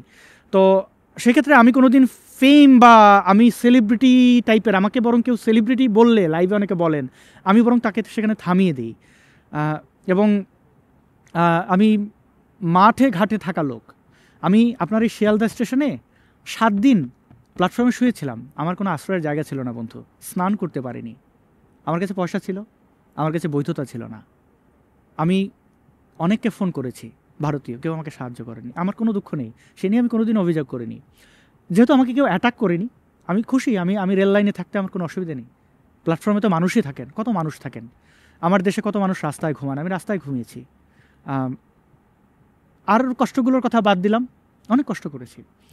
এবং আমি পশ্চিমবাংলার বেশ কিছু মহান মানুষের সাথে, যারা সেলিব্রিটি সত্যিকার অর্থে, কয়েকটা নাম বলি, না নাম বলছি না, তাদেরকে আপনারা অনেক চেনেন, কিংবদন্তি সঙ্গীত শিল্পী, অভিনয় শিল্পী, তাঁরা আমার অনেকে বন্ধু। তাদের জনপ্রিয়তা দেখেছি, তাদেরকে সেলিব্রিটি হিসেবে নিজেকে প্রকাশ না করতে দেখেছি। আমি অনেক কিছু ভারত থেকে শিখেছি, বাংলা থেকে। আমি বাংলা ভাষী, বাঙালি হিসেবে আমি বলি না নিজেকে, আমি অপরাধী বাংলাদেশের বাঙালি হিসেবে, এবং বাংলাদেশি হিসেবে আমি গর্ববোধ করি না কোথাও। তার আমার অনেক দোষ আছে, আমি নিজের দোষ বোঝার চেষ্টা করি। দেখুন, পড়া, এই যে পার্থক্য, ভাষার ব্যবহার, এইগুলো আমি পশ্চিমবাংলা, কলকাতার কাছে কৃতজ্ঞ, আমি সমৃদ্ধ হয়েছি। তো এরকম আরও অনেকগুলো উদাহরণ আমি দিতে পারবো বন্ধু। তো আমি কেন সেলিব্রিটি ভাববো? নমনীয়তা, উদারতা, এটা অনেকটা আমি হিন্দুদের কাছ থেকে শিখেছি, আমি এটা বলবো। আমি বৌদ্ধদের কাছ থেকে শিখেছি ধর্মের সৌন্দর্য, আরও অনেক কিছু শিখেছি অনেক জায়গা থেকে। আপনি হয়তো ভাবেন বাংলাদেশি মানুষ মানেই বোধহয় গাদ্দার, না, নই। মানে বাংলাদেশি হিসাবে আপনি আমাকে বলতেই পারেন। ইন জেনারেল আমাকে যদি আপনি বলেন আমি কে, আমি ভারতীয়, আমাকে আমার এক সমমনা বন্ধু একটা লাইভ সেশনে বলেছিলেন, তিনি জানেন আমার ইমিগ্রেশন স্ট্যাটাস কোথাকার, কানাডা, বলেছেন যে আপনি কোন দুটো দেশ চুজ করবেন, কানাডা নাকি ভারত। লাইভ সেশনে বলেছিলেন আমি তো কানাডা, আমাকে মানে আমার আমার বৈধতা, আমাকে পার্মানেন্ট রেসিডেন্স, মানে আমি একজন তাদের একজন, শুধু ভোট দেবো না, হয়তো কোনোদিন নাগরিকত্ব কানাডা নেবও না, কারণ আমি বাংলাদেশের নাগরিক। ওই দেশের নাগরিকত্বটাই আমার কাছে খুব গুরুত্বপূর্ণ, কারণ আমার ওই দেশের সাথে অনেক লেনাদেনা আছে। আমি যদি অন্য দেশের হয়ে যাই, অনেকে ভাবেন ভারতীয় নাগরিকত্ব চাই, ভারতের নাগরিকত্ব গর্বের, কিন্তু আমি ভারতীয় নাগরিকত্ব নেবো না, কারণ তখন তো আমি ভারতীয় হয়ে যাবো, আমি বাংলাদেশে থাকবো না, আমার ফাইটটা আমাকে করতে হবে আমৃত্যু। তো যাই হোক, আমি সেই লাইভ সেশনে বলেছিলাম কানাডা আর ভারতের দুই দেশের মধ্যে এক দেশ চুজ করলে আমি ভারত চুজ করব। এবং আমাদেরকে প্রতিনিয়ত ভারতের দালাল বলে যে পরিমাণে গালাগাল করা হয়, সেই গালাগালের আমি ভারতীয় দালাল না এটা প্রমাণ করার জন্য ভারতকে কখনো গালাগাল দিইনি, ভারতীয়দেরকে গালাগাল দিইনি। যেটা আপনি শুনেছেন, যেটা দেখেছেন, সেটা অবশ্য আপনি আমার সব ভিডিও দেখবেন, এটাও বা কেন, হ্যাঁ। কিন্তু যেহেতু আপনি ভদ্র ভাষায় রিয়্যাক্ট করেছেন, আপনার এই ভাষা কথা প্রশ্নগুলো তোলার জন্য ধন্যবাদ। আমি হয়তো এতগুলো বিষয়ে বলতে পারতাম না, তো আমার কোনো পূর্ব প্রস্তুতি নেই, আমার ভিডিও সাধারণত ছোটোই করার চেষ্টা করি। তো আপনার মতো আমারও ক্যামেরা বন্ধ হয়ে যেতে পারে, আমি দূর থেকে মানে আমার একটাই ফোন, আমি এটা দিয়ে রিমোট হিসেবে ব্যবহার করি, তো এটা প্লে করে আমি আবার ইউটিউব দেখার জন্য আমাকে ওই ওয়াইফাই, আপনি জানবেন, আপনি নিশ্চয়ই জানেন, মনে হচ্ছে আপনার সাউন্ড সেট আপ লাইট দেখে। আবার এই যে লাইটস, সিনেমাটোগ্রাফি, এই বিষয়গুলো আমি ভারতের কাছ থেকে অনেক কিছু পেয়েছি, সমৃদ্ধ হয়েছি, ব্যথিত হয়েছি, বিষয়ে ক্ষোভ দেখিয়েছি। লক্ষ সাবস্ক্রাইবার হয়ে যায়, কয়েক লক্ষ ভিউজ ছাড়বার সঙ্গে সঙ্গে একদম 10 মিনিটের মধ্যে কি 1 ঘন্টার মধ্যে হয়ে যায়, বা এমনকি মিলিয়ন ভিউজও হয়ে যায়, এগুলো কিন্তু জাস্ট কিচ্ছু না। বাংলাদেশ আর পশ্চিমবঙ্গ যেখানে আপনাদের মেইন ভিউয়ারশিপ, তো সেখানে সব মিলিয়ে প্রায় 27 কোটি লোক, কত শতাংশ তাহলে আপনার সাবস্ক্রাইবার নিজে হিসেব করে বলুন তো? 1% হচ্ছে কি? তাহলে সাধারণ অঙ্ক কি বলে যে যেই গড় সংখ্যা, মানে এই গড় সংখ্যাটাকে যদি আমি অ্যাপ্লাই করি, তাহলে আপনার চারদিকে যদি 100টা লোক থাকে, তাহলে আপনাকে 99 জনই চিনবে না, একজনও চেনার চান্স হয়তো খুব কম। তাই সোশ্যাল মিডিয়াতে হিন্দুদের গুপ্তকেশ বা পাণ্ডু বলে যে থ্রেড দিয়েছেন, তাতে বলবো যে আপনি কিন্তু লোক হাসাচ্ছেন, মানে আপনি কিন্তু সেই। প্রিয় বন্ধু, আমি গুপ্ত কেস বলে কাউকে থ্রেট করা হয় না, কতিপয় ব্যক্তিকে উদ্দেশ্য করে বলেছি। ভিডিও শুরু যেটা দিয়ে করেছিলাম, যে ফুলে যে দেবতার তুষ্ট, তো গুপ্ত কেস বলে থ্রেট করা হয় না। পাণ্ডু আমি কোথাও বলিনি, গান্ডু বলতে পারি। গান্ডু বাংলাদেশের অনেকেই আমরা বলি অনেক সময়, এটা কোনো জাতিগোষ্ঠীকে অপমান করার জন্য নয়, বোকার একটা শব্দ। আমরা পশ্চিমবাংলার মতো বোকা চ দিয়ে ওটা ব্যবহার করি না, আমরা বলি ভো দিয়ে বলি একটা শব্দ, তো সেটা আবার নারীর ওই বিশেষ অঙ্গকে কেন্দ্র করে না। আমি একজন মানুষ হিসাবে আমার দায়িত্ব নারীকে সম্মান করা, নারীর থেকে আমার সৃষ্টি, যোনি থেকেই আমার সৃষ্টি। এবং আমি একটা সময় শিবলিঙ্গ নিয়েও হাসি মস্করা করেছি, কিন্তু আমি এটা ব্যাখ্যা একজনের কাছ থেকে শুনেছি, একজন পণ্ডিত ব্যক্তি, তারপর থেকে আমি এটা করি। তো বন্ধু, আপনি বলেছেন 27 কোটি বাংলায়, মানে 2 বাংলা মিলিয়ে, এবং সেই অনুযায়ী আমার সাবস্ক্রাইবার কত। আমাদের বাংলাদেশের নাস্তিকদের চ্যানেল সাবস্ক্রাইব করা, একটা লাইক করা, একটা কমেন্ট করা, এটা একটা বড় সাহসের বিষয়, কারণ ওই লাইক ধরে ধরে মানুষ মারে, ট্রাস্ট মি ব্রো, এটা করে। তো আর আপনি যে সমীক্ষাটা বলেছেন যে কোটি মানুষ দিয়ে সাবস্ক্রাইবার কত, প্রিয় বন্ধুগণ, যত কোটি মানুষ তত কোটি মানুষ ইন্টারনেট ব্যবহার করে না। ইন্টারনেট কত পার্সেন্ট ব্যবহার করেন সেটা একটু জানবেন, তাদের মধ্যে কত পার্সেন্ট ইউটিউব ব্যবহার করেন, তাদের মধ্যে কত পার্সেন্ট ফেসবুক ব্যবহার করেন। আমি বন্ধু আপনাকে হিসাব দেবো না, আমার 3টা ফেসবুক পেজ অ্যাক্টিভ, সেই মিলিয়ে আমার হয়তো মিলিয়ন ফলোয়ার হবে, ইউটিউব মিলিয়ে আমি ওই হিসাব করব না, যদিও তারা একজন হয়তো 3 জায়গায় ফলো করেছেন। তো কতজন মানুষ কত পার্সেন্ট ইন্টারনেট ইউজ করেন, কত পার্সেন্ট লোক মোবাইল ফোন ইউজ করেন, মোবাইল ফোন ইউজ করলে সেটা ইন্টারনেট ব্যবহার উপযোগী কিনা, বাটন ফোন কিনা, এবং কতজন মানুষ ইউটিউব দেখেন, তাদের মধ্যে কত পার্সেন্ট এই ধর্মতত্ত্ব নিয়ে আগ্রহী। আমি তো পলিটিক্স নিয়ে, আমাদের আরেকটা ইউটিউব চ্যানেল আছে ইশতেহার, আপনি আমাকে ভারত বিদ্বেষী ভাবতে পারেন, ভারতীয় বিদ্বেষী, আবার ওই চ্যানেলে গেলে আপনার মনে হবে যে এ কি ডুয়াল ক্যারেক্টার প্লে করে। না, রাজনীতির জায়গায় গিয়ে আমি ভারতের ব্যাপারে প্রো ইন্ডিয়ান, এবং এতে যদি আমাকে কেউ ভারতের দালাল বলে, রয়ের দালাল বলে, আমি ওই ভিডিওতে অনেক বিশেষ আঙুল দেখিয়েছি, তাকে আমি একদম সরাসরি আঙুল দেখাই। যারা আমার বাংলাদেশের আমাকে চেনেন, যারা, তারা জানেন আমি কীরকম, মানে ন্যায় এবং অন্যায়ের মধ্যে কখনো মধ্যস্থতা হয় না, নিরপেক্ষতা ন্যায় অন্যায়ের মাঝখানে হয় না, যেটা ন্যায় সেটা ন্যায়, যেটা অন্যায় অন্যায়, ওইখানে আমি সুশীলগিরি করবই না। আমি ভারতকে দুটো গালাগাল দিয়ে, আমি ওই বাংলাদেশের বামপন্থীরা এটা করেন, তারা বোঝান যে আমার কাছে আমেরিকাও যেরকম খারাপ, পাকিস্তানও যেরকম খারাপ, ভারত এরকম খারাপ। না বন্ধু, আমার কাছে ওটা না। পাকিস্তান, আমেরিকা, ভারতের মধ্যে আমার আলাদা আলাদা ব্যাপার আছে। তো যাই হোক, আপনি যে সমীক্ষা কত পার্সেন্ট দেখেন সেই নিয়ে আমরা নিজেকে কিছু একটা ভাবি কিনা, বিশাল বড় কিছু না, আমরা এটা ভাবি না প্রিয় বন্ধু, এটা আমরা কখনোই ভাবি না। আমরা মনে করি আমাদের কথাগুলো যত বেশি মানুষের কাছে পৌঁছাচ্ছে আমাদের এই বিদ্রোহের সার্থকতা। কিন্তু এই জন্য ইনফ্লুয়েন্স করে আমি আমার জীবনে কোনো পোস্ট বুস্ট করিনি, এবং যেহেতু অ্যাক্টিভিজম দিয়ে পেট চলে না, যেহেতু আমাদের কোনো ফান্ডিং নেই, আমাদের কেউ পৃষ্ঠপোষকতা করে না, আমরা কারো টাকা খেয়ে দালালি করি না, ইউটিউব ফেসবুকে আমাদের ভরসা। আমরা অনেক সময় ভিক্ষা করি বন্ধু, আমরা বলি যে আমাদের এখানে পেড সাবস্ক্রিপশন আছে, সেটা আপনারা যদি কেউ নেন, আপনারা যদি আমাদেরকে কেউ ডোনেট করেন। আবার সাহিলদের মতো ওটা করি না, আমাদের কোনো লাইভে দেখবেন আমরা আমি সাহিলদের মতো বলে ফেলার জন্য দুঃখিত, আমি কাউকে মিন করতে চাই না। ভারতীয় এক্স মুসলিমদের থেকে দেখেছি তারা অনেকটা বাবাদের মতোই, অনেকে করেন, সবাই করেন না, সাহিল করেন কিনা আমি বলতে পারবো না। তো ওই কিউআর দিয়ে বলেন যে আমাদের টাকা দাও। এরকম এক বাবা ছিলেন, পেটিএম বাবা সানিউর, সে আবার এখন মারাত্মক হিন্দুত্ববাদী হয়ে গেছে, জয় শ্রীরাম বলে আবার মুসলমানদেরকে গালাগালি করে। ইসলামকে না, ইসলামের মুসলমানদেরকে গালাগালি করে। আমি বলবো যে মুসলমানদের প্রতি ঘৃণা করা বা কোনো জাতিগোষ্ঠীর প্রতি ঘৃণা করা উচিত নয়। আমি এটা বারবার বলি, সেখানে আমি হিন্দুদেরকে বা ভারতীয়দেরকে এরকম, আমি উগ্র জাতীয়তাবাদী নই, এরকম বিদ্বেষী মানুষ আমি নই। আমি মনে করি আরও নমনীয় আমি হব ভবিষ্যতে, কিন্তু আমি নিমক হারাম নই। আমি যে পরিমাণ অন্য বাঙালিদের কাছ থেকে, হিন্দুদের কাছ থেকে, খ্রিস্টানদের কাছ থেকে, মুসলমানদের কাছ থেকে, বৌদ্ধদের কাছ থেকে খেয়েছি, সেই অন্ন খেয়ে আমি এইভাবে মানুষকে আমি গালাগালি করতে পারি না, ওই লোকে আমি না।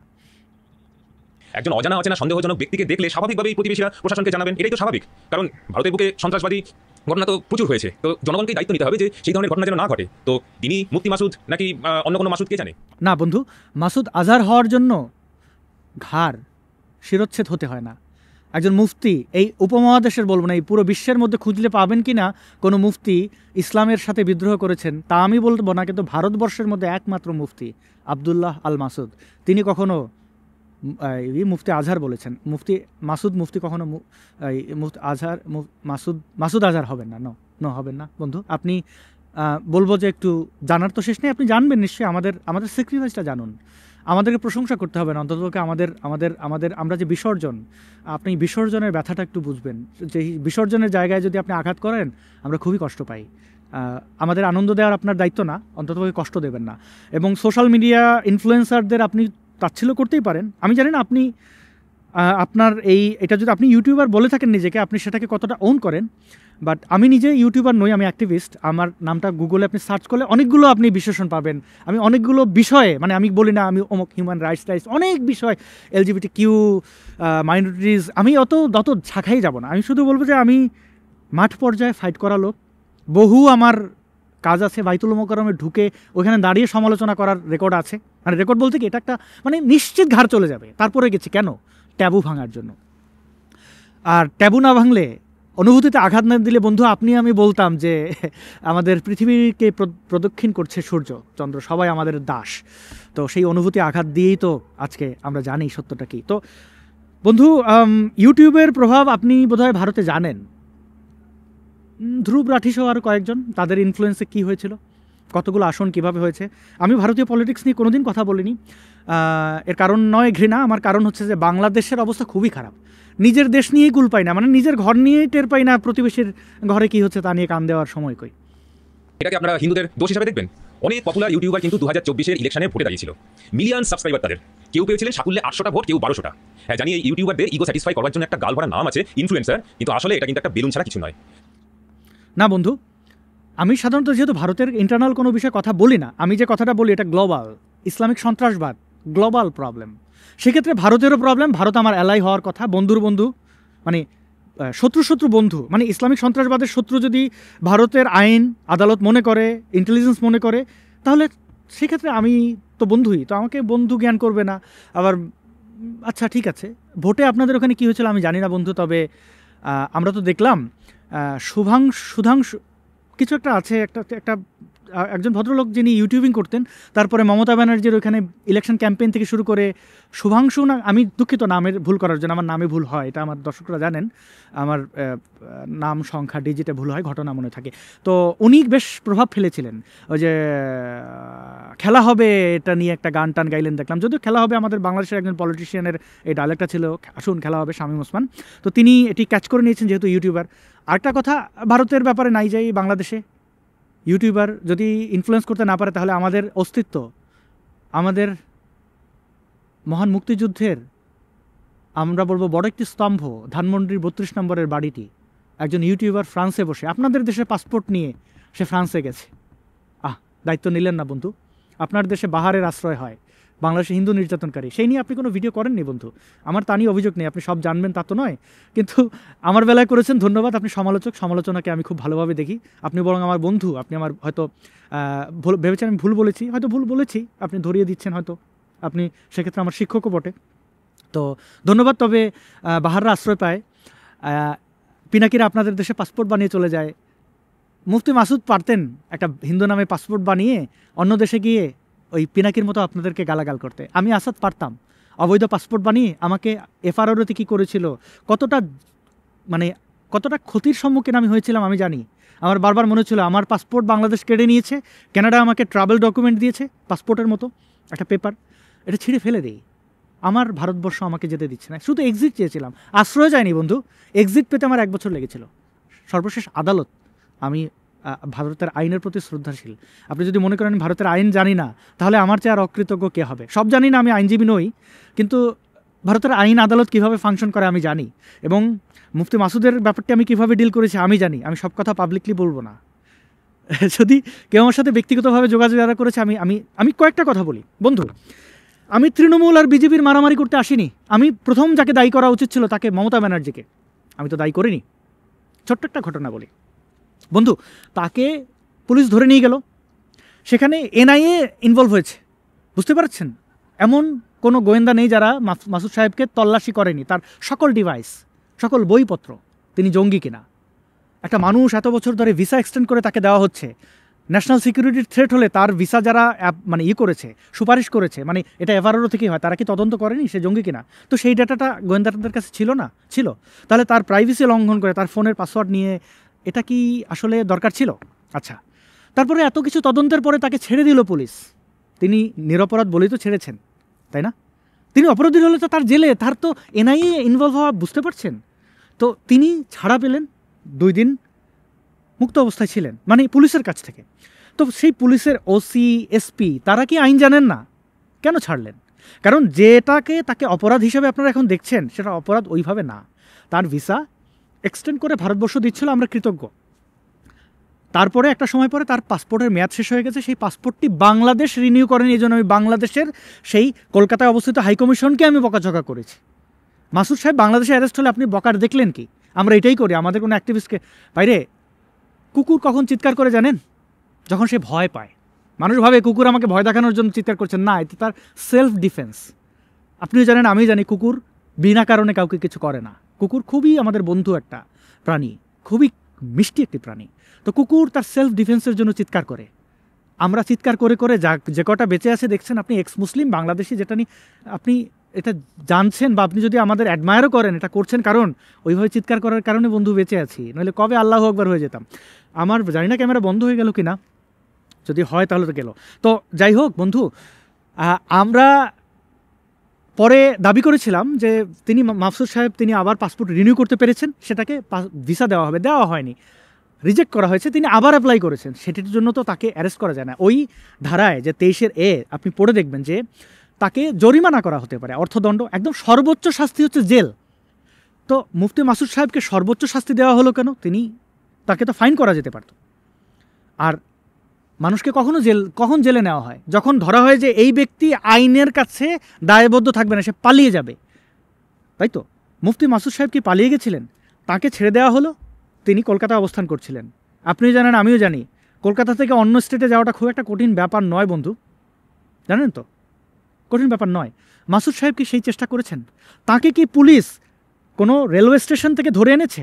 তাকে কি পুলিশ কোনো এয়ারপোর্ট থেকে ধরে এনেছে, কোনো বাস থেকে? নো, তাকে ফোন করে ডেকেছে পরামর্শ করার জন্য, তার নিরাপত্তার জন্য পরামর্শ করবে। তিনি গেছেন, তাকে 2 দিন আগে ফোন করা হয়েছে, তিনি বলেছেন আমি একটু নিরাপত্তার জন্য দূরে আছি। জানি না সাউন্ড অফ হয়ে গেল কিনা। আচ্ছা, নিরাপত্তার জন্য দূরে আছি, আমি আসতে 1 দিন লাগবে। তিনি 1 দিন পরে ওখানে এসছেন। তো তিনি পালিয়ে যাননি বন্ধু। আমরা পালাই না, আমরা অ্যাক্টিভিস্ট, আমরা এইথিস্ট, আমরা চোর নই। তিনি থানায় গেছেন, তাকে অ্যারেস্ট করে জেলে পাঠানো হলো। তিনি বড় অপরাধী ভারতের কাছে, বিশাল এক থ্রেট, তিনি পালিয়ে যাবেন। একটা লোক আইনের প্রতি শ্রদ্ধাশীল ছিল, এবং যদি বলা হতো লোকাল গ্যারান্টার হোক, তুমি যে পালিয়ে যাবে না, আমি মনে করি ভারতবাসীদের, আমি চিনি 1000 মানুষ কলকাতায় তাঁর জন্য পিটিশন দিতেন, আমি জানি। তো তিনি জাননি, তাকে এই শাস্তিটা দেওয়া হয়েছে। কেন দেওয়া হয়েছে বন্ধু? প্রশ্নটা যদি আপনাকে করি, তাহলে কি উগ্রপন্থী মুসলমানরা মমতা ব্যানার্জির কাছে আবদার করেছেন যে এই নাস্তিককে ছাড়া যাবে না, বা এর প্রতি আইনের ব্যবহার করা হচ্ছে না, এরকম কোনো অভিযোগ করা হয়েছে? আর যদি এরকম কোনো আবদার করা হয়, তাহলে কি সেই আবদারের কাছে মমতা ব্যানার্জি তাকে জেলে পাঠালেন? ওয়েস্ট বেঙ্গল পুলিশ আর ন্যাশনাল সিকিউরিটি এজেন্সিগুলো কী করলো? তারা তদন্ত করে কী পেলো? সেন্ট্রাল কী করলো? এফআরআরও কী করলো? এটা তো সেন্ট্রালের দায়িত্ব। তারা কি তাকে পারতো না ভিসা দিয়ে দিতে? একদিনে ওভার দ্য নাইট হয়ে যাবে তা বলিনি, বলছি তিনি তো আইনের প্রতি শ্রদ্ধাশীল ছিলেন। বাইরে থেকে তাকে এটা ডিল করা যেত, আপনারা করেননি তো। তাকে অপরাধী নয় বলে ছেড়ে দেওয়া হলো, আবার তাকে ধরে এনে জেলে পাঠিয়ে দেওয়া হলো। তাহলে কি আমি বলবো ভারতবর্ষ মহান? কিন্তু আপনি বলেছেন বাংলাদেশে 18 কোটি হলে ভারতের 20 কোটির মতো মুসলমান ধরলাম, তাহলে সেই 20 কোটি মুসলমানের কাছে 150 কোটির মতো ভারতীয়দের কাছে 130 কোটি স্যারেন্ডার করে ফেললো, না মাথা নত করে ফেললো, আইন আদালত কিছু নেই। যেহেতু 20 কোটি মুসলমান তো আবার পশ্চিমবাংলায়ও না, কয় কোটি মুসলমান আছে পশ্চিমবাংলায়, সেই মুসলমানদের কাছে পুরো ভারতবর্ষের আইন আদালত একদিকে ঢেলে পড়লো। বন্ধু, আমি অনেক কিছু প্রশ্ন করতে পারি। পুলিশ কি তাহলে ঘুষ না পেয়ে এটা করলো? অনেক কিছু প্রশ্ন করতে পারি। আমি আপনার দেশের পুলিশ, আমি আপনার দেশের অথরিটিকে আসলে আমি এভাবে প্রশ্নবিদ্ধ করবও না। আর বুঝবেন, অ্যাক্টিভিজম এক ধরনের পলিটিক্স, শুধুমাত্র বলা নয়। আমি এটা ওন করি। অনেক বিষয় আছে যেই কথাগুলো বলা যায় না, নির্বোধের মতো সব কিছু বলে দিতে হয় না। নিউজ 18 বাংলায় আমার আপনার সাথে ব্যক্তিগত যোগাযোগ থাকলে ভালো হতো। কোনো একটি আপনাদের মেইন স্ট্রিম একটি মিডিয়ায় একটি প্রতিবেদন আপলোড করেছে, সেখানে এমন একটি স্পর্শকাতর কথা বলেছে, প্রিয় বন্ধু, আমি এই একটা কথা দিয়ে আমি মানে কতটুকু ক্ষতি মাসুদ সাহেবের করেছে, একদিন না একদিন তো এটা বলবো, বুঝতে পারবেন। সব কথা সবসময় বলতে নেই, আর সব কথা সবসময় ধরতে নেই। কোথায় কাকে থামতে হয় সেটা জানতে হয়। আমি সেখানেই চিৎকার করেছি, আবার সেখানেই থেমেছি। যেদিন পুলিশ ধরে নিয়ে যায়, পরদিন পর্যন্ত আমি 24 ঘন্টার বেশি সময়, ভারতের আইন অনুযায়ী একজন ব্যক্তিকে ডিটেন করতে করে যদি পুলিশ, তাকে 24 ঘন্টার ভেতরে আদালতে তুলতে হয়, তোলা হয়নি। যখন সেই টাইমটি পেরিয়ে গেছে, ভারতের আইন অনুযায়ী আমি তারপরে প্রকাশ্যে এসে বলেছি মুফতি মাসুদের সাথে এটা হয়েছে। এর আগ পর্যন্ত গোপন রেখেছি। কোনো চিৎকার করেন শব্দ আপনি সেটা শুনবেন না, কারণ ওটা আমার নীরব। আমার কান্না তো আপনার শোনার দরকার নেই, আমি তো আপনাকে দেখে কাঁদবো না, দেখিয়ে না। আমি দোষ দিচ্ছি না, কিন্তু এটা ঘটেছে। তো বলছিলাম প্রিয় বন্ধু, অ্যাক্টিভিজমের সাথে পলিটিক্স অনেক অংশে জড়িত। আর যদি কেউ পলিটিক্স সাথে মানে এগুলো না, আপনি এখানে অনেক জায়গায় বলেছেন আমরা পলিটিক্স বুঝি না, হয়তো বুঝি না, কিন্তু অনেকটাই বুঝি। আমি জিততে এসেছি, কারণ আমি যে পথে আছি এটা সত্য, আমি হারতে আসিনি। এবং যোদ্ধা হেসে হেসে জীবন দেয়, তার জন্য ইমোশন কোনো ব্যাপার না। আপনি যেটা দেখেছেন ওটা আমার ইমোশন নয়, অভিমানও সে অর্থে নয়, আবার অনেক কিছু এর মধ্যে অনেক কিছু আছে। আমি পারতাম বিজেপি আর তৃণমূলকে মুখোমুখি করে দিতে। আমি তো জানি ওখানে বিজেপির লোক কারা কারা সাহায্যের জন্য হাত বাড়িয়েছেন, আমি তো জানি আরএসএসের কারা করেছেন, আমি তো জানি বিজেপির এই তৃণমূলের কারা কারা করেছেন, আমি সব জানি। কিন্তু আমি দে করতে চাই না। এটা আমার স্বার্থে বলুন, বৃহত্তর ভারতবাসীর স্বার্থে বলুন। আমি যাই হোক, আশা করি আপনি বুঝবেন। এই আপনার আন্দোলনকে শ্রদ্ধা জানিয়ে বলছি, মাটিতে পা রেখে চলুন, না হলে কিন্তু আপনার এই আন্দোলনটা অন্য পথে চলে যেতে পারে। ষষ্ঠ যে বক্তব্য, আপনি হিন্দুত্ববাদী ইত্যাদি এই সমস্ত ভাষাও ব্যবহার করেছেন। আপনি এই শব্দটা ব্যবহার করেই তো আপনার রাজনৈতিক পরিচয়টা দিয়ে দিলেন। না বন্ধু, আমি রাজনৈতিক আমার পরিচয় কি, আমি হিন্দুত্ববাদীদের আমি কিভাবে বলি এটা হিন্দুত্ববাদীরাই জানেন। আর আবার হিন্দুত্ববাদীদের মধ্যে মানে দেখুন, হিন্দুত্ববাদের অনেক বিষয় আছে, এটা আপনিও জানেন, বৃহৎ। তো দেখুন, মাটিতে পা, হ্যাঁ মাটিতে পা, মানুষ তো মাটিতে পা থাকবেই। আমরা উড়তে পারি না, উড়তে পারলে বন্ধু আপনার সাথে এই ঝামেলাটাই হতো না। আমি উড়ে নেপাল চলে যেতাম, মাসুদ ভাই উড়ে নেপাল চলে যেতেন। এত এত দেশ রেখে নেপাল যে কাউকে রাজনৈতিক আশ্রয় দেয়, ভারত কেন দেয় না এই প্রশ্ন তুলতাম। আমি মাটিতে পা রেখেই চলি, এবং মাটি আমার মা, এই মাটিকে ভালোবাসি বলেই এত দূরে। বন্ধু, আমি যদি সত্যি কথা বলছি, 1 ঘন্টা যদি আমরা বাংলাদেশের শব্দ বলি কামলা দেওয়া, মানে শ্রমিকের কাজ করা, সব কাজই মহান পেশা, শ্রমিকের কাজও যদি করি 1 ঘন্টায়, ধরুন তা তো $25-30 বোধ হয়। তো $25-30 কম্পেয়ার করলে কত টাকা হয়? আপনি তো একজন অ্যাক্টিভিস্ট ইউটিউবার, আপনি কি বলুন তো, আমাদের একটা ভিডিও বানাতে কতক্ষণ সময় লাগে, খাটনি তো কতটুকু? 5 ঘন্টা 6 ঘন্টা। সেই 5-6 ঘন্টার খাটনি দিয়ে আমরা একটা ভিডিও থেকে কত টাকা, আর আমি তো নেগেটিভ একদমই, মানে আমার এখানে বেশিরভাগ ভিডিওতে অ্যাড থাকে না, মানে ওই ইয়েলো করে দেয় আর কি। তো তাহলে পরে আমি এই সময়টা যদি আমার অ্যাক্টিভিজমে না দিয়ে আমি শ্রমিকের কাজ করতাম ওই সময়টা, আর এইটা তো দিচ্ছি, আমি কি কাজ করি পড়ি সেটা অন্য বিষয়, এই কাজের সাথে এইটা তো আপনি যোগ করবেন, এটা তো আমি কাজ করছি, তাহলে সেখানে আমি 4 ঘন্টায় তো তা তো প্রায় $100, তাই না? এবং পরবর্তীতে এটার জন্য যে স্টাডি করার জন্য যে সময়টা লাগে সেটা তো ধরতে হবে, এটা তো এটার অংশ। তাহলে বন্ধু তা তো প্রায় $300-400 ওই সময় আমি কাজ করে ফুল টাইম এক জব যে করে তার ওইটাই হয়। তাহলে বন্ধু আমি ইউটিউব থেকে আমি কী পাই? বাংলাদেশ না, পুরো পৃথিবীর কেউ বলতে পারে আসাদকে বা আমাদের মতো, আমি অন্য দায়িত্ব, আমার দায়িত্ব আমি নেই, যে আমাকে কেউ 1000 টাকা দিয়ে বলেছিল যে আসাদ আমার এই দালালিটা একটু করো, তো আমার পক্ষে একটু বলো নাও তো, বা এই ভিডিওটা ডিলিট করার জন্য, এই বাহারের ভিডিও ডিলিটের জন্য বাহার আমাকে যে টাকার প্রস্তাব দিয়েছিল তাতে বোধহয় হাসান মাহমুদের, আমার অনেক ব্যাপার আছে বন্ধু। আমার বাবা আমাকে যখন ধরে নিয়ে গেছিলো, মাইনর বোন 48 ঘন্টা আটকে রেখেছিল শুধুমাত্র আমার কথার কারণে, কাউকে গালাগাল করিনি, বৌদ্ধদের রাইটস রক্ষার জন্য চেষ্টা করেছিলাম। তো তখন এগুলো অনেক কিছু হয়েছে বন্ধু, অনেক টাকার, সেই মিনিস্টার কলকাতায় আমাকে প্রস্তাব দিয়েছিল তার সাথে বসার, কি চাই, কত টাকা চাই বন্ধু, টাকার ব্যাপারটা না, মাটির দালাল, আমি বাংলাদেশের নাগরিক, ওই মাটির সাথে আমার অনেক টান আছে। আপনি তো অবশ্য আপনিও আমার দলের, যেহেতু আপনার পূর্বপুরুষ বাংলাদেশ থেকে বিতাড়িত হয়েছেন, আপনি তাও কিছুটা হলে বাংলাদেশের দায়িত্ব পালন করছেন। আমি তো অনেক মানুষকে দেখেছি তাদের পূর্বপুরুষ এসছে বলে আমাদের কত জমিদারি ছিল এখানে, কিন্তু দেখলাম যে ওই মাটির প্রতি তার কোনো টানই নেই।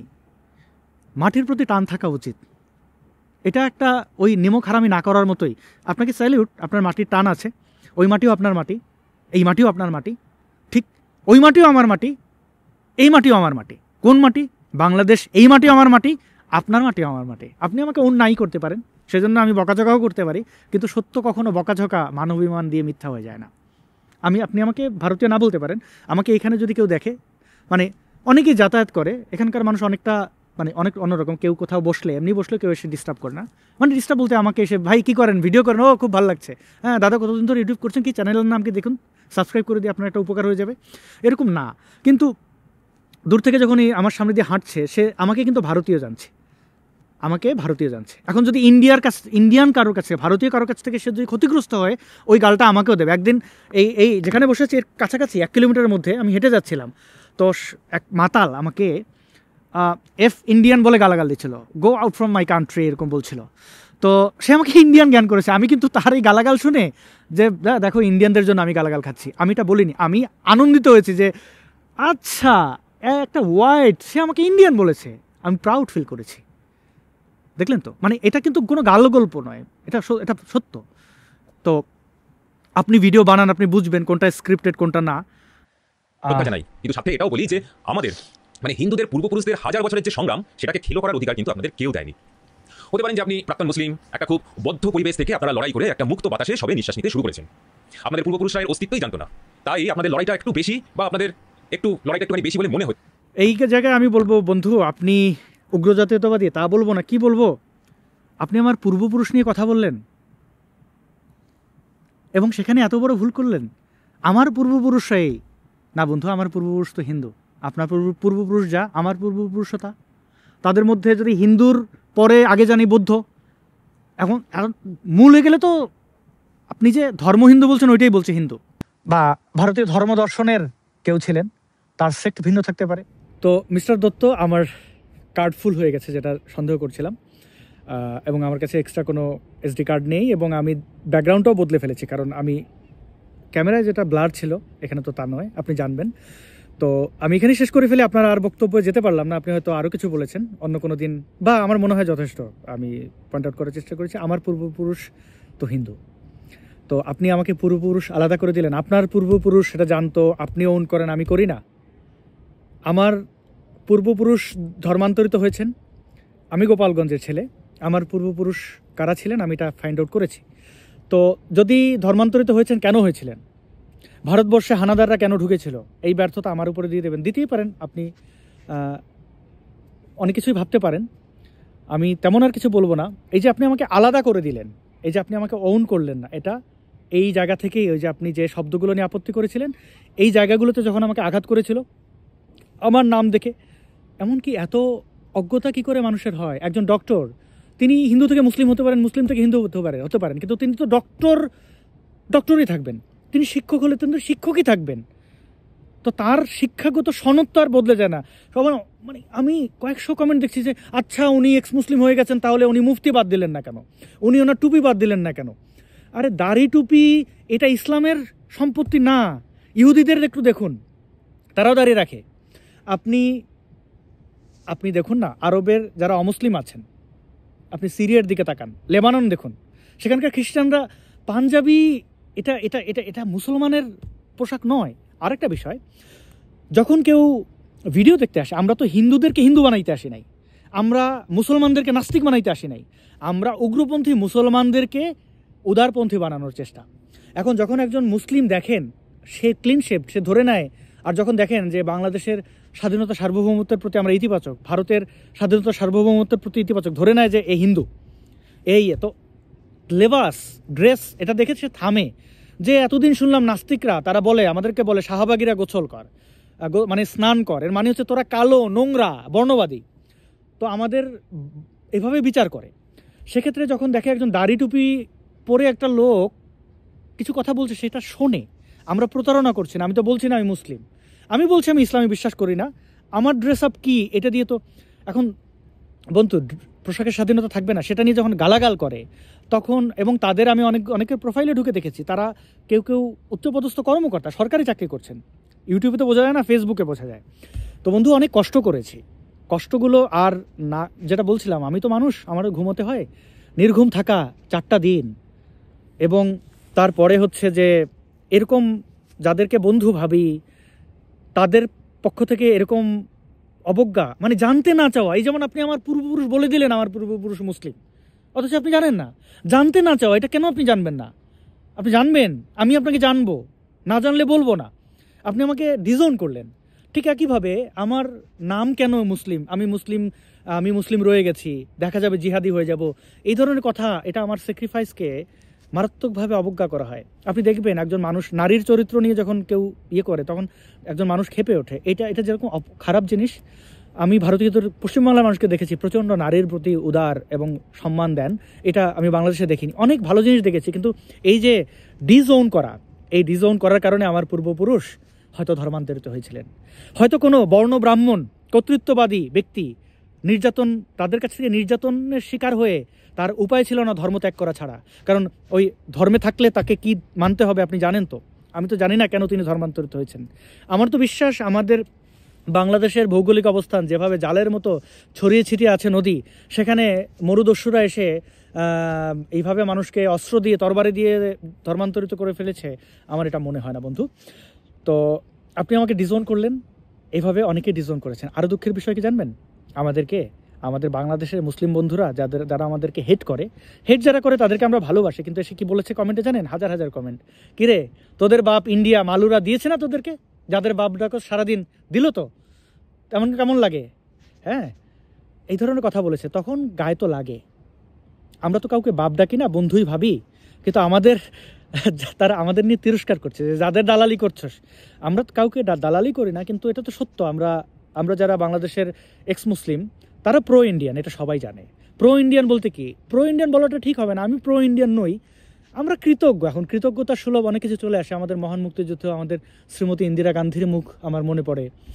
আমাদের একজন মহান মুক্তিযোদ্ধা, তিনি খুবই আলোচিত বর্তমানে বাংলাদেশে পলিটিশিয়ান, তার মেয়ের নাম রেখেছিলেন, আমি তার নাম নিচ্ছি না, তার মেয়ের নিরাপত্তার জন্য, তার মেয়ে হয়তো অন্য একটা দেশে থাকে, তার মেয়ের নাম রেখেছেন ইন্দিরা রহমান। এখন তাকে কি বলবো আমি জানি না। আমরা শুনি বন্ধুদের কাছ থেকে অবজ্ঞা শুনি, শত্রুদের কাছ থেকে প্রহসন, তিরস্কার। আমার তো খারাপ লাগবে, আমি তো মানুষ। এখন আপনি বলুন, আমি কষ্ট পেয়েছি, আঘাত পেয়েছি, শব্দচয়নে আমার ত্রুটি ছিল, হ্যাঁ আমার ভুল আমি স্বীকার করছি, আমার অনেক জায়গায় ভুল ছিল, মানুষ, আমি ভুল করেছি, ইচ্ছাকৃতভাবে করেছি, পরিস্থিতির শিকার, রাজনৈতিক কারণে করেছি।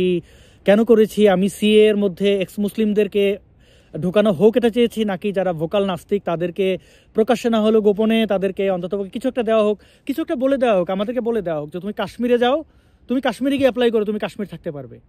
এত বড় একটা ভারত, এত বড় ভারতবর্ষ, আমাদের জন্য একটা ছোট্ট ঘর হবে না, আমাদের জন্য ছোট্ট একটা গ্রাম যা থাকার জায়গা হবে না। আমরা হাজার মানুষ নই, আমরা কয়েকজন, গুটি কয়েক, মুফতি মাসুদ, গুটি কয়েক মানুষ, আমাদের এই 10-12 জন মানুষ অন্তত পক্ষে। আরও অনেকে মামলা খেয়ে হত্যার শিকার হবে বলে সাময়িক পালিয়ে থাকে ত্রিপুরা, আসাম, অনেক জায়গায়। আমাদেরকে একটা রাজ্য লাগবে না, একটা গ্রাম বলে দিন, যে গ্রামে মানুষ থাকে না, যে গ্রাম আবাদ করা হয়নি, আমরা আবাদ করে নেব। আমরা প্রয়োজনে ঘাস খেয়ে থাকবো। মানুষের যে মৌলিক অধিকার থাকে, আমরা ঘর বানিয়ে থাকবো। যদি বলেন বাংলাদেশিরা তার কেটে চলে আসে, খাতা কম্বল নিয়ে চলে আসে, আমরা তাও আনবো, বাঁশ মাথায় করে নিয়ে চলে আসবো, খুঁটি গেড়ে সেই বাঁশ দিয়ে আমরা আপনাদের অন্ন ধ্বংস করব না। আমরা প্রয়োজনে যারা বিদেশে আছে এখান থেকে টাকা পাঠাবো। আমরা একটা জিনিস, একটা তাঁবু টানিয়ে থাকবো, কিন্তু আমাদের একটা গ্রাম বলে দিন, যে তোমরা গুটি কয়েক মানুষ, 10-15টা মানুষ, একটা গ্রাম, তোমরা ওই জঙ্গলে গিয়ে থাকো, আমরা থাকবো। এত বৃহৎ একটা ভারত, যখন ম্যাপটা ওপেন করি, বাংলাদেশটা একটা খুব ছোট একটা দেশ। এই ছোট্ট একটা দেশের গুটি কয়েক মানুষ, আপনিই বলেছেন ইউটিউবে কি হয়, আমরা তো খুব সামান্য মানুষ। এটা আমি মিস্টার দত্ত আপনাকে উদ্দেশ্য করে বলছি না, আমি ভারতবাসীর কাছে উদ্দেশ্য করে, যারা বাংলা বোঝেন, যে আমাদেরকে একটা গ্রাম বলে দিন, যে এই গ্রামটা তোমরা থাকো। আপনারা কত মানুষকে কতভাবে আশ্রয় দিয়েছেন, আশ্রয় দেওয়াই বলি, মানে আমি বলবো না দালাইল আমাকে দিয়েছেন, আমাকে দিতে হবে, টিবেটিয়ানদের দিয়েছেন, এত এত লাখ লাখ, আমাদের দেন না, ও দরকার নেই। একটা গ্রাম বলে দিন। আমি কথা দিচ্ছি, অন্তত পক্ষে মাসুদ সাহেবের ব্যাপারে আমি যতটা চিৎকার করেছি, আবার দায়িত্বও পালন করছি, এটা আমার বন্ধুরা জানেন। তো আমাকে একটা গ্রাম বলে দিন, আমি আমার বন্ধুদেরকে বলবো যে তুমি ওইখানে যাও, এবং সেখানে যাওয়ার আগে যদি কোথাও অ্যারেস্ট হন, অনেক আমাদের সম্ভাবনা ছিলেন যারা বনগা দিয়ে ঢুকেছেন, ঢুকে, মানে জানেন তো এটা তো আর তার কেটে কেউ ঢোকে না, ওপার এপার দুই পারের সিকিউরিটিকে, মানে যারা দায়িত্বে থাকেন তাদের পয়সা দিয়েই হয়, দালাল লোকাল ওপার এপার ধরেই হয় সব।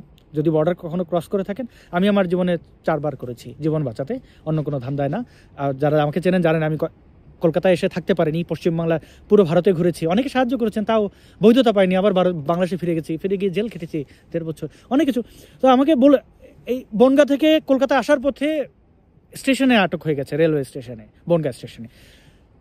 আমরা অভিযোগ করি, এরকম যদি আমরা সেই গ্রামে যেতে না পারি, আপনি আমাকে কাশ্মীর থেকে কন্যাকুমারী কোনো একটা জায়গায় বলে দিন, আমরা সেখানে যাওয়ার আগে যদি অ্যারেস্ট হই, কোনোদিন অভিযোগ করবো না। বলবো তো আচ্ছা ভারত একটা গ্রাম তো বলেছে, প্রকাশ্যে না অপ্রকাশ্যে দিন। এত এত এত আমাদেরকে বলে রয়ের এজেন্ট, আরে বেটা আরে ভাই কি খায় না মাথায় দেয়, তাই তো জানলাম না, কোনো এজেন্সিকেই চিনলাম না।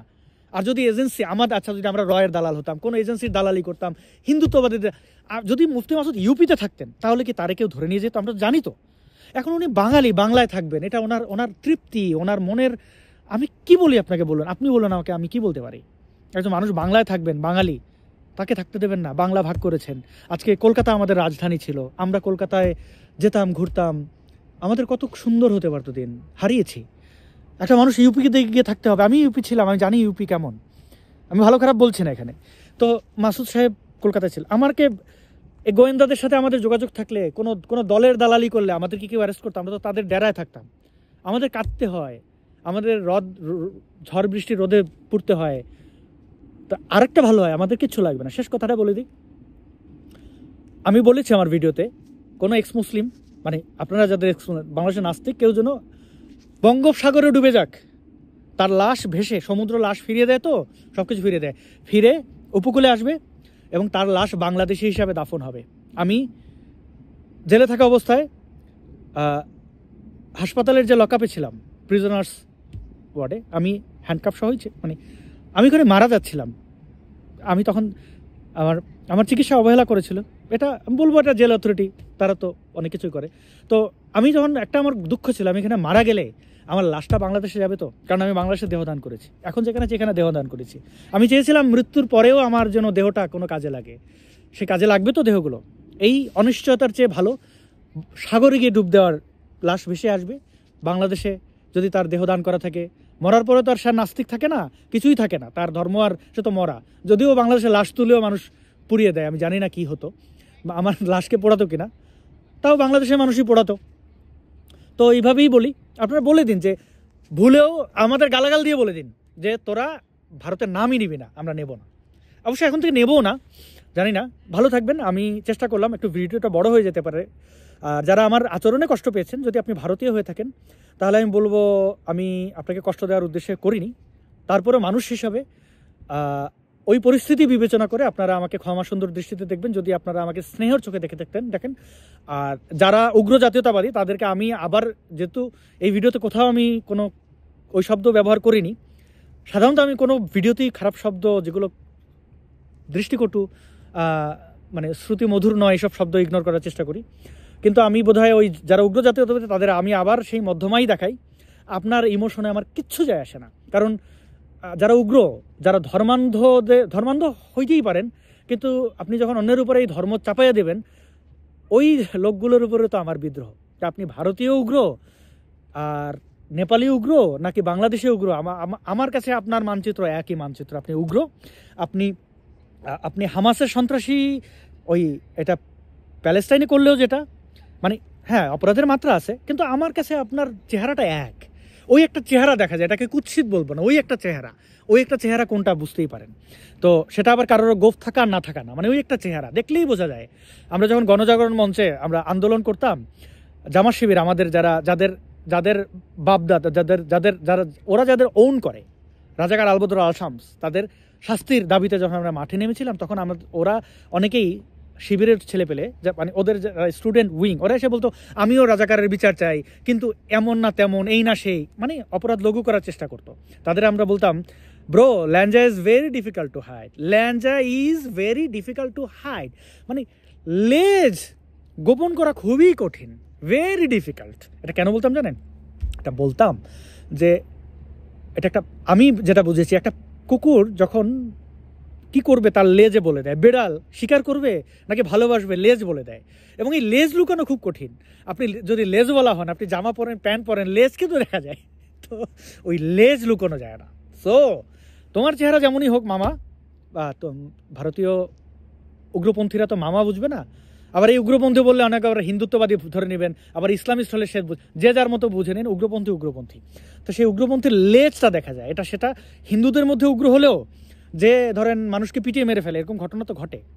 তো সেটা জাস্টিফিকেশন অনেকে নিয়ে আসে, এই লোকগুলো লেজটা ঠিক নড়ে, এবং ও কি স্বীকার করবে না কি করবে, ও মুখে যাই বলুক, ওর ভেতরটা দেখা যায়। তো সেই ব্যক্তিদের ব্যাপারে আমার কোনো অনুশোচনা নেই।